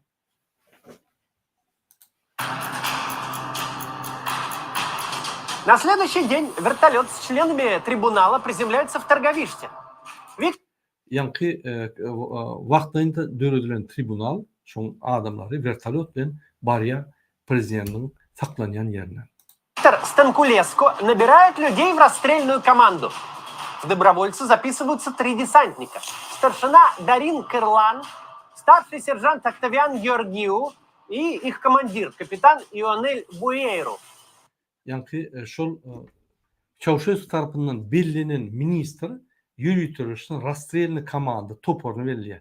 Şol attı toporunu veriyor. Çavuşesku Добровольно öldü. Ondan 3 tane desantnik добровольно geliyor. Spetsnaz'ın adamları. Станкулеску беседует с глазу на глаз с капитаном, чтобы убедиться, рука у десантника в решающий момент не дрогнет. Yani Stalinski şol atı toporun yoluşu bilen gülüşe seyredin. Ahmal bolman, atanınızda çot katmalı, gıra atman, siz öldürmeli, komanda verilse siz şunu yerine yitiremeli. Yani boynunu koyduruyor şunu.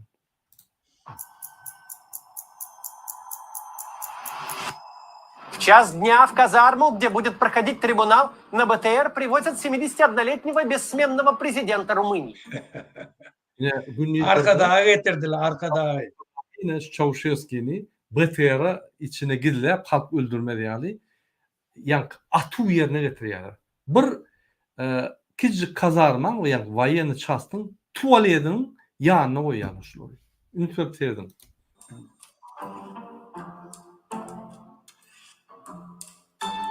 Он был неузнаваем, бледный как полотно, волосы взлохмачены, небритый. Однако он пользовался лосьоном после бритья. От него хорошо пахло. Yine öz yağdayı ağ, yani açık sakalları ösün, saçları şörp dur. Yönü şöyle şunu yani medisin kasmotre ediyorlar. Haçanlar şu medisin atomotre edenler bunun tek inanıp diyor. Şunu yani ön kıyal bakıp seyredip yol boşluk yoluna yani bunu koyuyorlar deyip inanıp diyorum tek. Через 15 минут после короткой и довольно формальной процедуры проверки здоровья читу Чаушеску вводят в помещение. 15 minuttan sonra şu yağdayını bağlar bunu yani yürütürlerden bir otoğa tanıyorlar. Николай видит своего друга Станкулеску и облегченно вздыхает. Виктор, наконец-то! Nikolay Çavuşesku yani Kurmanlı diktatör öz belirlen ministerini görüp yani şu giden tamına ahir yani rahatlaşıyor da ayda vah ahir sen bayarda kendin deyip bir ya. Холодная реакция Станкулеску лишает его последних иллюзий. Stankulevski yani soğuk yağdayda şunu seyrediyor olun Çavuşesku düşüyor. Hem de yani yıkıldı.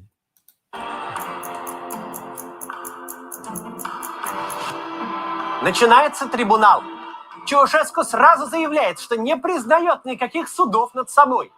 Yine şu tribunal seyredin yani adamlar vayen tribunal ediyorlar. Bir günne bellep ertesi yem karar çıkarıyorlar. Yine şu tribunalı Çavuşesku'nu getirip şunu suud ediyorlar. Olam Çavuşesku diye men sizin tribunalını hata edemok, bu yalan, bu devlet ağdalışı. Ay bir toparda attı aydı. По Конституции судить президента может только парламент. Yine kanunu ne betçok oluyor? Kuralın Konstitusiyasını. Siz prezidenti, biz prezidenti ayrı bilemdok. Biz prezidenti yani çalışıp bilemdok. Biz kuralını halk maslahatının yolu olsun çalışıp bilemdok. Dine halk maslahatı çalışmalı. Bunun şey diye. Siz beni ayıracak olsanız halk maslahatı çözmeli. Siz beni yani karar çıkacak olsanız halk maslahatı çözmeli deyip ay diye. Şuraya anlat diye. Konstitusyon. Yöne kim onu kullanası ya? Şunun için ben aytyanlar, on çıkaran kanunların var tuvalet tekstinde.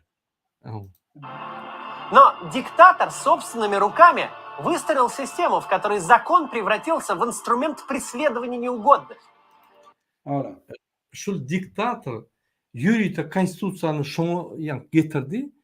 Şu konstitusyon esasına devlete bir karşı olan adamı yürüyte izarlamak için yine şu sistemin dörüdün son yine şu sisteme gelip yine adamla karşısına hayırlanmak için hayırlanıyor da konstitusyon. Başka da için hayırlanıyor.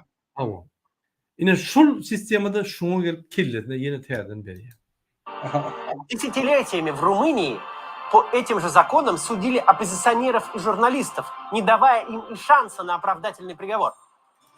Yine onlarca yıllar şu esasına, şu konstitusyon esasına, şu yani kanunu özellikle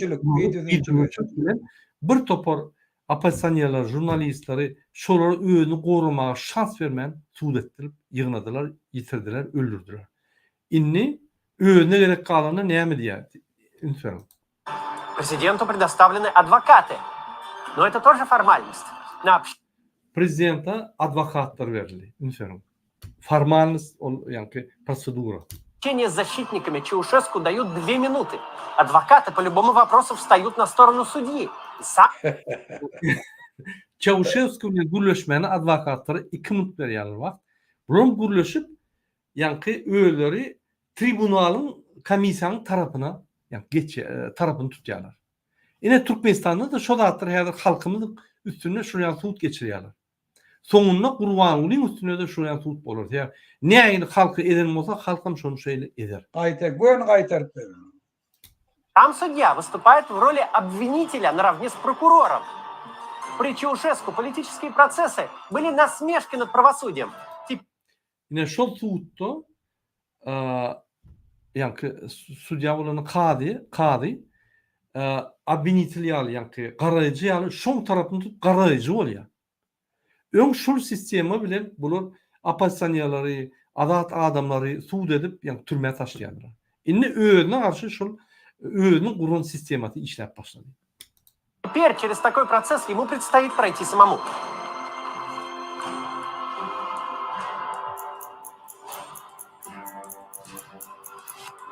Прокурор зачитывает свою речь.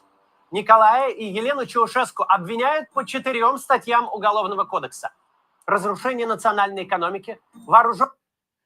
Ünferin şunu, kadı karar çıkarıyor. Şu prezident Çavuşesku'nu 4 tane kanun boyunca yani cezalandıracak diye de. Birinci, ekonomikanın doğru yani doğru pıtradan boyunca. İnanıyorum Türkmenistan ekonomikası doğru pıtradırlı. Gurmalıyım kadanan yani cenayet işi. İkinci. Выступление против народа и государства. Yani halka karşı ve hükümete karşı kararlar ve çıkışlar yani buyruklar şunun için yine kurbanlığı etti. Halka karşı, hükümete karşı, hükümet işlerini basıp konstitusiyonu yutködü, öz vakfedi için devleti atak etti, öz vakfedi için. Şu ikinci kanun. Разрушение государственных институтов и геноцид. Yani hükümet institutları, yani hükümet işleyiş institutları, kurumlarını, prinsiplerini, mesela hekimlik öz işini ettiren ok, kurbanlığa seyrettiği, dine kurbanlığa aytması eden ok. Şun yani hekimlik bolunu yani administrasiya institutları değil ya şuna. Şol administrasiya institutunu doğal paralizavat eden için. ve sud sistemada halka mesela öz başta olmalılar de. Prokuror öz O başta sistemata bulaştı.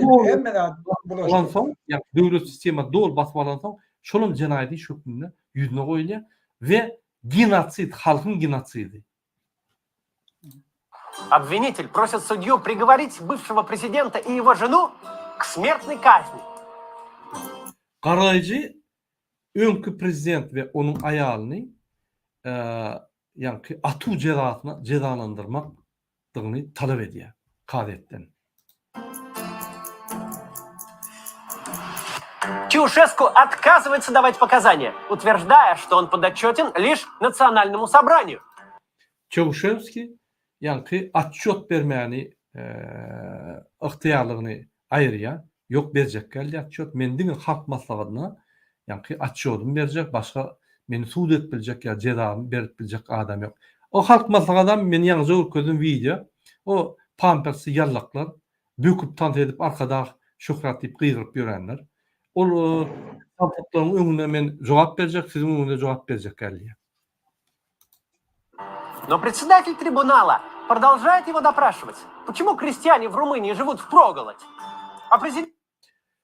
Ýöne ýa-ni nemen tribunalyň ýolbaşçysy kady muny sorag edýär. Näçip daýhanlar aç, daýhanlar erwet ýaşaýar ýöne siziň ýaşaýyşyňyz olurdan gowy diýip. Президент в это время строит себе дворцы. Näçip daýhanlar kösünýär, halk aç ýaşaýar ýöne sen şo wagtda ýa-ni öz köşklerini urýan diýip ýa-ni muny sorag berýär. Ine gurban olup şonu diýdi. Halka köçe ýok, aç ýaşap ýör. Bulam öz köşklerini aýryp ýör. Türkiýede közenip ýörler çağalaryny görüp bilen akly, öz maslyklaryna gidip bilen akly ýurtlary. Karamdada sen etýän işiň bir oturdy oýlan. Ine şul jenaýdy işdir. Ine şun edýän işi halk öz ýaşaýyşyny durmuşyny gowlaşdyrjak bolup, ýaşajak bolup, Türkmenistan terk edip gidýäni ve daşa ýurtda gulýaly işläp, çağlaryny ekläp, şöyle ölüp, yumrulyp, şo ýerde helak bolýany, şuňa jeza şo wagtda bulam öz şäher arkadaş şäherni milliard goşup gurýanyny ve köşkler gurýany üçin şo jeza hökmüne şunu toğra edilip, şo jeza hökmüne goýulýar. Bidem şonu goýmaly gurban ola. Biz bara şunu jeza goýmaly bolsa, bir 1000 goly statýa bar. Şoň döwürtü alyp, şunu ýen atyp, ýa-ni karar çykaryp bolýar. Diňe 4 statýa. Почему все программы развития страны существуют лишь на бумаге? Näçip Türkmenistanyň ösüş programmalary diňe kagyda bar diýip şoňa ýa jeza hökmüne soru goýarlar. Николай либо вовсе не отвечает, либо говорит цитатами из пропагандистских телепередач про небывалый подъем экономики, строительство школ и больниц. Nikolay Çavuşevski ya jogap bermek ya da öz bir öwrenen ya tutan sözlerinden propaganda sözlerini aýdýar. Men bir näçe banýysalar goýdum, men mektepler gurdum, men onu etdim, bunu etdim diýip bolmadyk zatlary ýa-ni kellerine gelen zatlaryny gurýar. Свет сельского хозяйства. Он верит во все это даже на пороге смерти. Men okujulyk östürdüm, men ýa-ni döwleti östürdüm diýip aýdýar-da ýa-ni şu telewizionda edilen propaganda ynanyp soňuna çel şoň ynanyp getdiýär. Ine gurban bolam şo zatlar ynanyp getdiýär. Ýa-ni men döwleti galdyrdym, men hemmelerini Yok, men bana karşı burada. Hiç bu haramdada qow bilýän etdirip ýurtalayanlar. O hiç gurum yok. Bu haramdada tabawut bilen şunu. Bir partiyany anlamaly. Bir towardan etmedikler abi. Bir towar partiýa bar şunu getiren. Öňün hemmesi partkomlar da struktury, komsomol komiteti dünýäde bütün dünýä komünistliň guramasy bar. Şoň agdasy ozan bir towardan etmede bolana. Bu haramdada hiç zat näme diýenler bir aňyrda bir akmak nadan çöp başı eden da diňe oğurluk etmeyeni bilýär. Ýurdy dargatdy. Hiç kanunçylyk diýende Türkmenistanda ýok. Türmelen ýagdaýy. Cehennem Türkmenistanlylar üçin. Onu ýanak etmek bolana. Öz grajdanlyk Türkiýede kul bolup ýöketi näme çay gurýar, näme köşk gurýar, näme gerek taňa. Sen gitti birinciden şolar getir yurdunda işlet, normalde yaşasın, ondan şola o yaşap başandan sonra var altından koş. Doğru. Şol için de bilye edildi adam. Yok, Buna bilyen. var ya, pulu Bu satın oğurlak aldı. veriyor beylekleri, tafavut şey. Buna bir Putin'e pul verene, bir hiç kime öyle edendir hele. Böyle bir haramdadı. Dışarı yurtta kim şuna hop talp bilecek olsa Taliban'dan tut İran'ın hükümeti ta Putin'e çelin barıp Türkmen'den yiyecek çöreğin ağzından alıp şolara veriyor. Hakiki. Yo, bu sandıklara salıp yankı men bilmediklerim olup getiriyor. Bilemok Aa. deyip. Yani hakiki hem bir adam biliyor. Doğru ya. Devam edelim. Судья переходит к допросу Елены Чаушеску. Кто написал все ее научные работы? İnanıyorum. Yelena Çavuşeska soru ver ya, yani kadet. Bir topor sen çıkarın kitaplarını kim yazıp verdi deyip. Yine kurbanlar. Verdi Muhammed'e ver sonra. Мало ли она, как ученый, о геноциде? Елена Sen yani yazıcı hükmünne halkın genosidini gidip dur, yani halka zulüm gidip durun bilen yok mu deyip şunu soru veriliyor. Yine men kurbanlar soru veriyorum. Çavuşeska berin soru size kaytalıyan. Siz bir topa 58 kitap yazdınız. Halka genosid ediyeniniz bilen yok mu siz? Halkın 45% daşa yurtta gelip Türkmenistan'a işçilik, Türkmenistan'da halk ölüp yiyor. Yani moral taydan, ahlak taydan yıkıldı halk. Bilen yok mu? Şu kitap yazmış o da atları. Neyemçi daşa yurtta Stockholm'da yaşayan Akvel Taparağı bile yaşadı atları. Cem 20 kitap yazan. Siz 58 kitap yazıp Türkmenistan'ın içinde hem medadı gözümüzden görüp bilen adam bilen yok şu atları. O yazıcılık okuyup uğurlayan adam ol. Ol şoları uğurlayan korkun. Şun kezzaplık etmedik bir oblasti, yani Urbanka, men şunu Geldik ereydin atlarına mı uğurladı? Dinine kezzapçılık, hükümette kezzapçılık, öz oğlunun haklarına kezzapçılık, giyinisi düşecek olup kezzapçılık, attan yıkılıp barıncı bayrağı utup kezzapçılık, maskara olup bütün dünyada 15 milyon dolar alın. Yani saylovlarda kezzapçılık edip nemeden, yığınaklar kezzapçılık edip adamlardan pul yığınap gören ministerlerden, vice-premierlerden. Şun kezzapçılık etmedik zadı yok. Men oğularak gelineceği yüzlenecek olacağım. Benim kıydım adı oğularak. Bizim şu kıydımıza köp karıştık. Yani doğrunda. Size de inatağınız köp karışanlar size bir qoğu durmuşu çıkıp bir ağrılı maşalan eceti olur deyip fikir edendirler. Siz şuraya kezzanın yanına ne yaşap bildiniz? Her vilayette bir ayalı var. Yine London'da size London'da gelip siz gidildi. Şu yerde de orta ayalı var. Oğlu çağırır. Siz neyli bilmedik siren mi olup yankı yaşadınız. Siz de soru verin şu soru. Daştaşın şu kezzaptan. Yakınlaşman hakik ahal ayalı olayan olsanız yakınlaşman şuna. Bu bir maskara var. Dünyanın maskara vardı. Bu toron neyle Türkmenin arasında. Türkmençilikte bu toron neyle. Murada anladın ya limit yok bu tordu şu. Türkmenistan'ın birinci özbaşta prezidentinin maşgalası Türkmenistan'a barıp biledi akla. Ödem şu oğlayanık olup gelen şu tabi. Şunu öldürüp indi şolun çağaları yurda barıp biledi akla. Şu kakasının mazarına barıp biledi akla. Şundan başka neyme cinayet iş veretti. Şol cinayet yerde bu karamda da var ya. Bunun hiç illi, ruhi, moralli, dili yok. Halkın önüne, bir adam önüne çıkıp şuna soru verdi, cevap verip bilecek dadı yok düğünler. Şol için hiç var. Metbuatın önüne, jurnalistlerin önüne çıkış edip bilemem. Absolutne çıkış edip bilemem.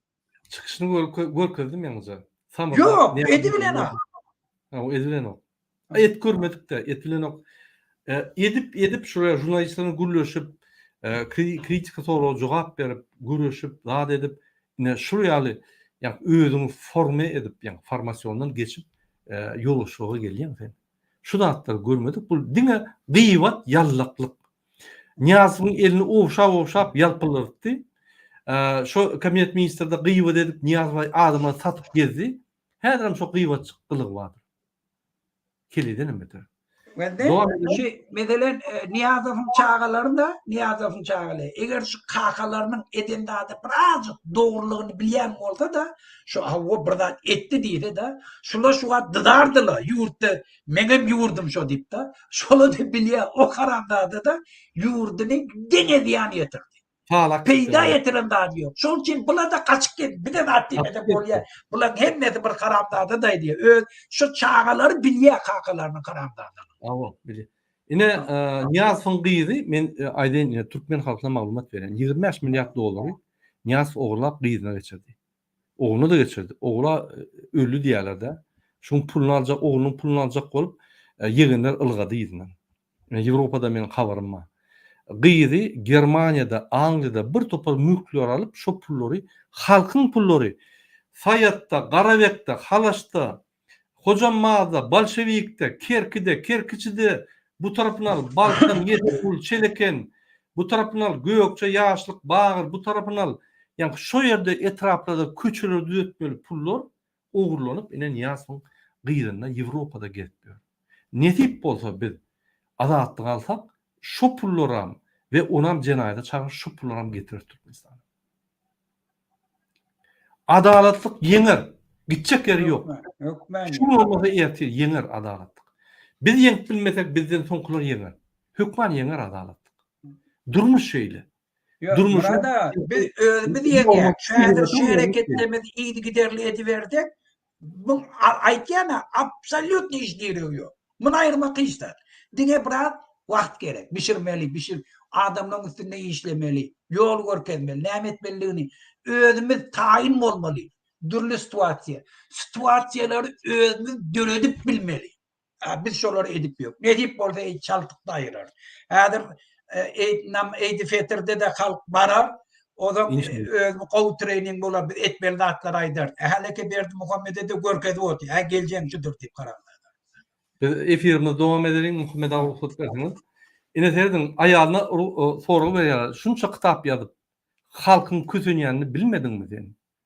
Ne sen yazıcı ol, bir topar ilm açışlar edip bilmedin mi şu hatta deyip yankı kariyette soru veriyorlar. Отказывается отвечать на вопросы. Ayalı Çavuşesku'nun ayalı Yelena Çavuşesku atkaz ediyor. Men soru cevap verecek galiba. Ne bir cevap verdin o?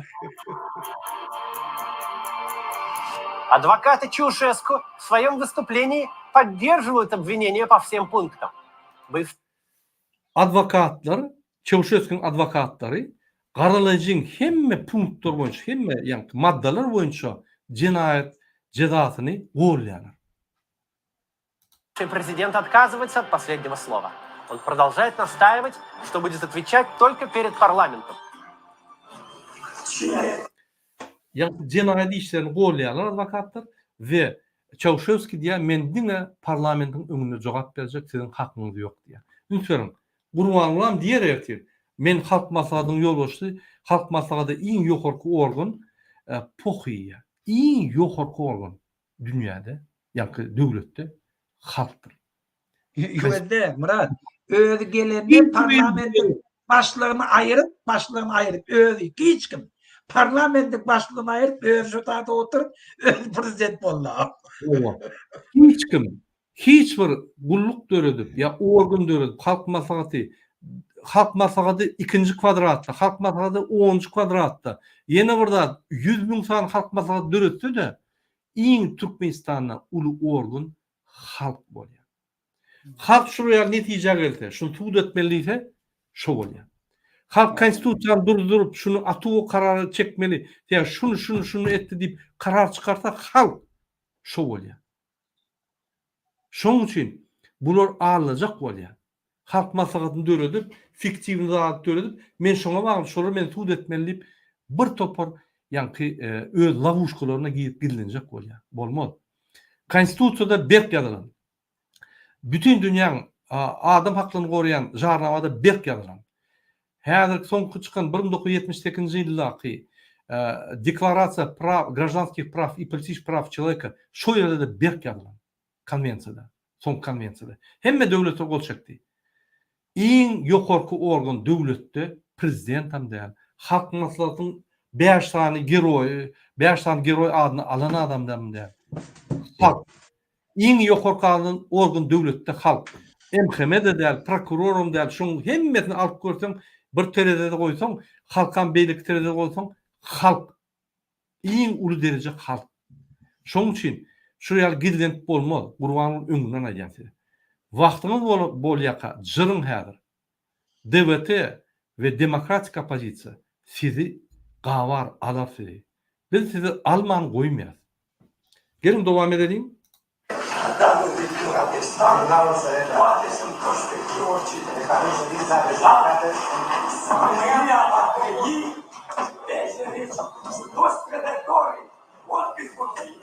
Суд удаляется на принятие решений. Sud ýa-ni sudyň wekilleri netije almana daşna çykýarlar.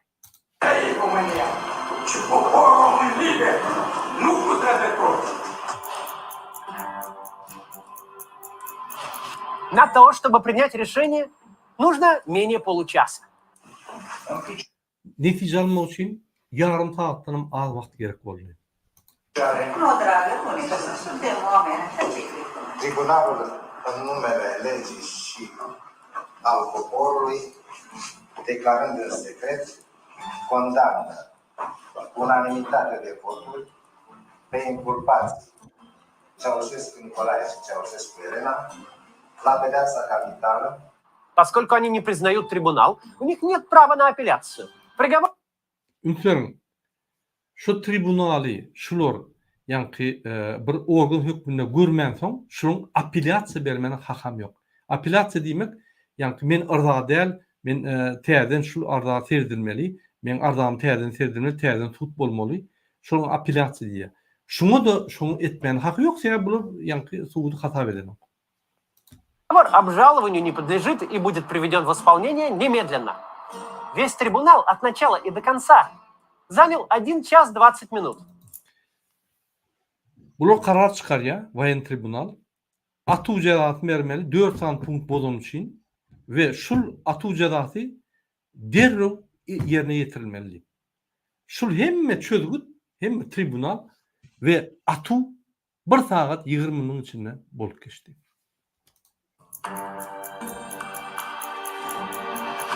Виктор Станкулеску, которого Николай Чаушеску считал близким другом и которого злые языки даже называли любовником Елены Чаушеску, этот человек приказывает связать супругам руки. Özüň bellen adamy, ýa agyr ýagdaýda bellen adamy Stanislavski. Şol adam aýalynyň любовниги. Ünsörüň Yelena Çavuşesku'nun любовниги. Şol Yelena bilen Nikolay Çavuşesku'nun ellerini yani bağlan deyip, iplen bağlan deyip buyruk berýär. Hiç kim yanında uvajan yerleri yok da hiç kim yanında.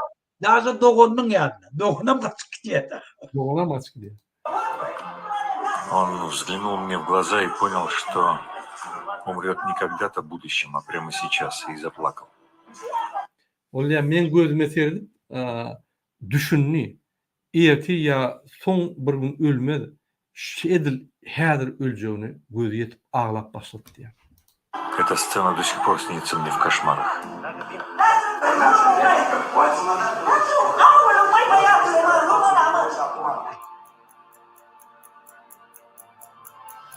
Приговоренных ведут к стене солдатской уборной. Рыдающего Чаушеску и его жену ставят у стены. Николай кричит: «Смерть предателям! Да здравствует социалистическая республика Румыния!» Yani ikisinem şöyle tuvalet var, tuvaletin kaptanına koyuyorlar. Nikolay Çavuşesku ağlıyor, ayala söğüye, ağzını yeren söğüye. Gülüve bilen ok, orta mektebini oturmadık bir ayal. Bir ulum bir zulüm. Nikolay Çavuşesku Социалистическая республика ýaşasyn diýip gyrýar. Свободная и независимая. Ölüm vatan dönükleri, ölüm Sotsialistik Respublika ýaşasyn diýip gyrýar. Lozung gyrýar da, näme diýsem. Kellediňek soňky kelledi ýa-ni diňe lozungdan ibarat bolan soňky lozung gyrýar da. Başka deyip bilecek daha diyor. Onam Türkmenistan'ın komünistleri verirler ama. Allah. Ve internasyonel ayıp başka. Internasyonali yani 17. yılda Lenin'daki yani yazdılar. Ben toşna kimin yazanını yazmışına. Yöne şonu yürüyte hem proletariyat yani işçiler solidarın bolunun için şunu yazdılar. Елена же просто обкладывает своих палачей матом. Yelena bolsa öz yani atu ediyen adamları yani erken sözülen sövgüye üstüne.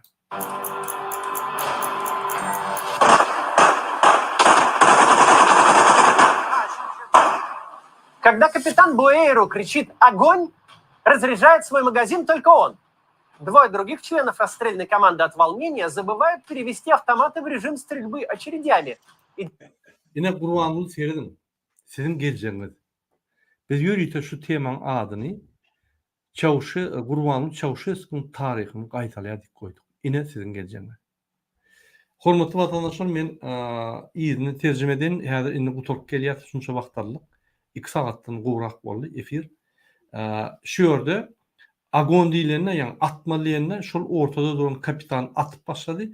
Ýanyna iki adam добровольно ýani özü ıhtiýarlyk alyp çykan adamlar men atuga gatnaşyp atjak diýip prezidenti. Şol adamlar avtomatyny ýani avtomatyny oçurtdy, adinoşna goýman avtomaty oçurdy goýup bar oklarda aýlap ýani aljyradylar diýär. Делают лишь несколько одиночных выстрелов. Казнь совершилась так быстро, что оператор даже не успел ее толком заснять. Yani şeýle bir çat ýagdaýda boldy, operator album ýetişmedi diýär. Место казни сохранилось в исходном виде. Его можно посетить и сегодня. Şunun öldüren yeri inni ýadyrlyk boldy. Şu zulmün yiten yeri ýadyrlyk. Ine gurban bol. Sizin yiten kanalizasiya ýany ola kanalizasiya. Kanalizasiýa ýany şu arkasynda tualet şoň. Ine Gurbanul Berdimuhamedowa bidaýdýar. Sizin yok bolup giden günüňiz Türkmen halkyna azatlyk we bayram bolar we şo günden başlap bütün Türkmeniň aňyrbaşy günlerine çelli bayram bolup durur. Şonu eşiten, ne şu sözleri eşiten adam zat bolýan bolsaň özüňizi atmaly. Derrew ýagdaýda. Ya da jaň etmeli opozisiýa. Meni halat edin, çıkarın şu ýagdaýdan.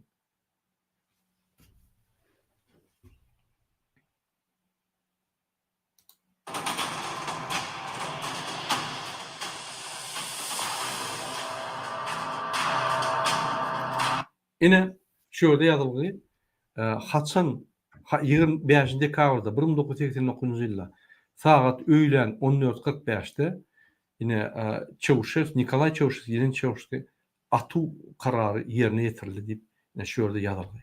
Bizim şonu pamitli köküne ýadyýarly köküne goýarys. Geljekki nesil şu zatlary görüp hiç wagt Türkmenistan diktatura gelmedi ýani. Muhammed ağa.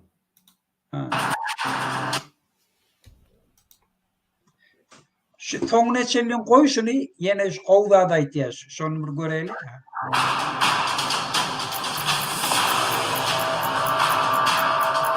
Меньше чем через час тела Николая и Елены Чаушеску на вертолете доставляют в Бухарест и выгружают на стадионе команды «Стяуа». Теперь на поле целые сутки лежат бывший генсек и его жена, завернутые в плащ-палатки. А пьяные офицеры из охраны, светя карманными фонариками, приходят поглазеть на тела полноводного Дуная разума и матери нации. Никто не может поверить, что все это происходит на самом деле. Bir yarım sutka şular yattılar. Yürütülüştü kazarmada. Ofisiýerler fanarik gelip surudy görüp geň aldylar. Şu ýa gyýtka wagtda şu 2 sany bire milletin ejedi. Milletin ejedi beýle kalır. Başga wagtda sat ýagdaýda şu ölüp bolup ýatyrlar. Şoň geň görüp Olam arkadagy yani näme diýär? Svetoy birde näme diýär bir ýalkyn berýän halkyna ýalkyn berýän adam. Güneşi. Этот человек казался себе и другим всесильным. Он мучил неугодных ему людей.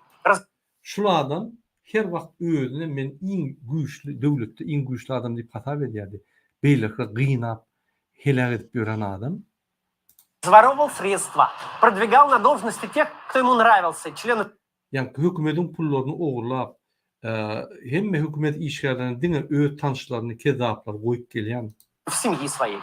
Он казался недосягаемым там. Öz maşgalatyny iş goýup, beýlik halka hiç wagt el ýetirmezlik ýagdaýda bolup duranka. На том самом балконе. Şo balkonna, yani el ýetirmezlik ýagdaýda şol birinji görkezlen balkona duranmakdy, nan märi ýa. Ни заборы дворца, ни высокие стены, ни верное окружение. Ничто из этого не помогло Николаю Чаушеску. Судьбу Şol ýokarda durulan, köşkün ýokartynda balkonda durup adamlaryň ýani ykbalyny çödýän ýani mümkinçilik. Nede öz dogun ardaşyny hökümete goýup, nede şu zatlar, nede kezapçylyk edip kezaplar daşynda üýşürip halky gynap, halk gorkudyp, nede bu zatlar. Hiç adam şuň ykbalyna täsir etbilmedi. Ykbaly ýene-de ýani öz ýoluna geldi diýdi. Tuvaletın yanına решили обычные люди. Все, что от них потребовалось, очень разозлиться и захотеть взять свою судьбу в свои руки. Bunlar ýöneköy adamlardan utuldy. Bar adamyň etmezadi gahyrlanyp öz ykbalyny el almaklydy. Ýa. Диктатура в Румынии пала. Падала она тогда и в других соседних странах. Опыт Румынии нельзя назвать удачным на фоне... Murada, yani diýär-de, ol pikir etýärdi, hiç kim bana isad edip bilmer. Hemme kişi menden gorkýar, ýurt meni fileýär. Men güýçli diýip ýören adam ähneke bir günüň içinde oturdy. Tamam. Gözde şol için Mahtumul Piragy bizim şairimiz meşhur näme diýär? Ey beýik dağlar beýikliňe buýsanma diýär. Wagtyň gelende ýertek bolarsyň diýär. O şu goşgy var, şu diýen şu. Ey akbak karamda. Pikir etmesen, sene hiç kim, hiç, yani bir akıllı bir da gelen bolsa yine men ay biraz edip biler. Bir hiç kim. Prosta trýapka, prosta çöp başı. Akılım yok, hiç adam yok. Geplemeni hiç kim bilen geplemeni oňarmıyor. Şu bu ondan da bundan ayrılma kıysa dene näme gerek? Halkymyzyň ýüregine gorkyny aýyrmaly. Halk islemeli. Betbaşçılığının sebäbini ýerdenligini bilmeli. Kahar gazaply hereket etmeli. Bolluk etdiler. Ne kitap okumak gerek, ne Marksizmi okumak gerek, ne İslam dinini okap bir şeriat kuracak diýme, ne Hristiyan bolmak gerek. Hiç de dine. Men öz çağlamyga önüne, öz watanymyga önüne, öz vicdanymyga önüne jogap ger. Aýyrmaly şu haramda. Bolluk oturdy. Gahyrlanmaly we öz ykbalyny eliň almaly. Hawa. Eliň almaly. Boldy. Başga zat gerekler. Ine hemme zatlary Muhammed Ağa dogry aýtgyşdy, ýalnızca bir mysal hökmünde gördük. Şol bir Rumyniýanyň zulmy Nikolay Çauşesku we onuň aýaly Yelena Çauşeskuň ykbalyna betserdik geçdik. Hormatly watandaşlar, biz hem 2 saat 20 goly ýakynlaşdyk. 2 saat 17 minut boldy. Şunun bilen biz efirimizi gutarýas. Murada, ben 3 saat aýdyp geçecek eger ruhsat berdi.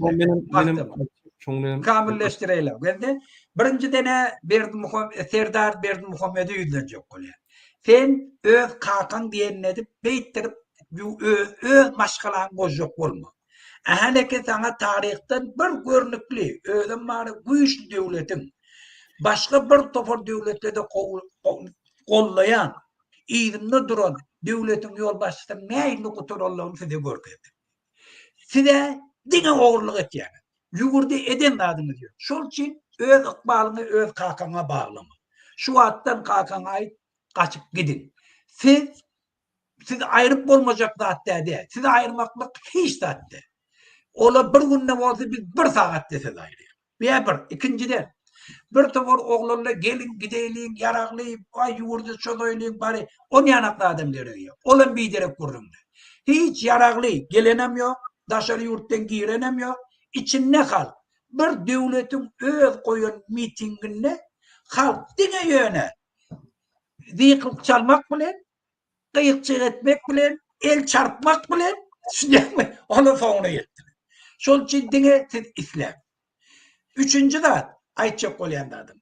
Biz ahaneketidi hemmäňide ýol görkezýär, aýtýar, mesjitli, çäreli, stadionlu, jygyllıkla adamlaryň ýygnalýan ýeri, islenlik ýygnalýan ýer adamky şunu ýana hereketlere sebäp bolup bilýär. Şol üçin şu sebäplerden haýyrlanmany, şu mümkinçilikden haýyrlanmany biz taýylyk göreliň.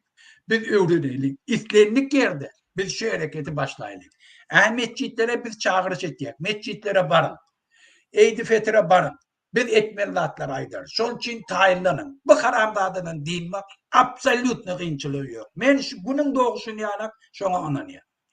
Odan biz aktivistlerimiz aýtjak bolýar. Vatandaşlar, hemme aktivistler. Sizin hemmäňiz kahramançylykly hereket etdiňiz. Tarihi wagtda bir belli wagtyň içinde öz borcuňyzy watanyňyzyň öňüne ýerine ýetirdiňiz. Siz bir-biriňiz bilen töwüşmäňde gaýtam şuňky beter jewitleşeýlik, jewitleşmek nime kökmen bir ýerine oturup gepleşmek falan ne. Kinäň içinde takla men ýadymdan hem çykar diýmek isler. Berdi Muhammedden diýmek üçin sesimiz çykarmaýlyk ta ýurda eýe çykýarça. Odan kimin haklygy, kimin aýtýanda dogrulygy on hemmesi belli bolar. Dördüncüden ýur şu haramdadan diýmek üçin hökmentin öňünden planyň bolmaly, ýa sen marksist-leninist bolmaly, ýa sen islamist bolmaly, o gurum bilen gerek ýok. Biz diňe türkmen, türkmenistanly öz watanymyzy söýýäk, öz çağamyzy söýýäk, imanly, wejdanly adamlar şol üçin watanymyza eýe çykjak bolýar. Bollugy esselam. Şu bilen biz hereketimiz başlaýar. Dogry aýtdyň Muhammed ağa. Menim goşulýan hormatly vatandaşlar, Ramadan guturunda, Ramadan bayram namazyna baralyň hemmämiz. Gurbanyny görsün. Halk nägelikden doýdy. Halk nägeligini görkezip ýadady. Inni biz birleşmeli şu gurbanyny aýyrmaly. Egerde biziň birleşýän mesjitlerden başlaýar. Mesjitlerden başlaýar. İzbadyr protestler inni başlaýar. Şoň üçin biz inni başlaýar hakyky Türkmenistanyň hereketlerine. Daşyndaky adamlar öz vatandaşlaryny Türkmenistanyň içindäki dogry anlaşmalarny gollaň, kömek beriň. Mümkinçilik bolsa barın, mümkinçilik ýok bolsa gollap kömek beriň. Videolar paýlaşyň. Düşündürün. Şolardan maslahat alyň, şolara maslahat beriň. Kontakt saklaň, içinde videolary, ýa-ni suratlar çykaryň. Ine bize köp video suratlar gelýär, biz görkezem ýetişemdik. Wagt ýok zatlar. Sebäbi biz görüşmeli. Biz ýa-ni Novosmoy kanaly ýaly bolmaly, biz görüşmeli. Bize gyzykly zatlary biz görkezýär, görüşi yerlikli zatlar galan görkezip bilemdik. Ramadan bayram namazyna barýas, üşýäs, aýat okuyas. Gurbanyl gün bol, Allahjan, Hudaýjan bize azatlyk ber, bize öz döwletimize eýçilik ber. Döwlet halkynkydyr. Gurbanyň ham däl, Düýjin ham däl, ýa-ni Berdi Muhammedowyň ham däl, Amanowyň ham däl, Atagaryýewiň ham däl, sizinki döwlet, bizinki. Hemmämiziň goşunmamyz we hemmämiziň ýa-ni paýymyz bardyr döwletde. O ikisany kezzap gelip hemme zatlar ogurlap, halky gynap, halkym terk edip döwletini gidip, ýurduny terk edip, grajanstwasyny ýitirip, bul bir maskaraçylyk millet üçin. Goýuryň şo zatlary. Inanyň, egerde kime şu zatlara goşulmaly, şul ýa-ni neme goşulmaly bolsa, şo maňa goşulmaly şu.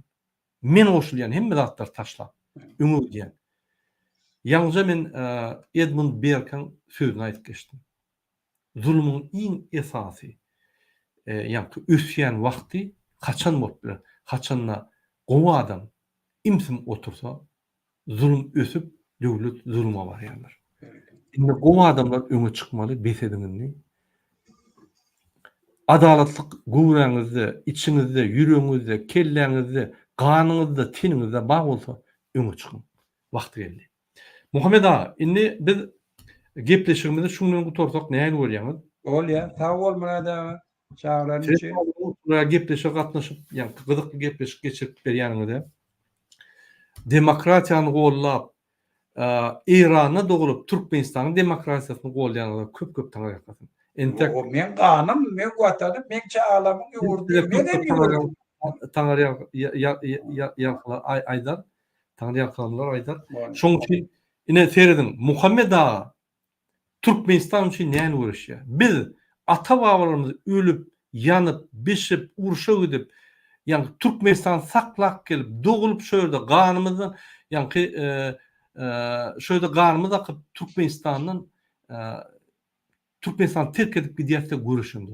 Men şoňa gaty inanýar. Her kim görüşmeli.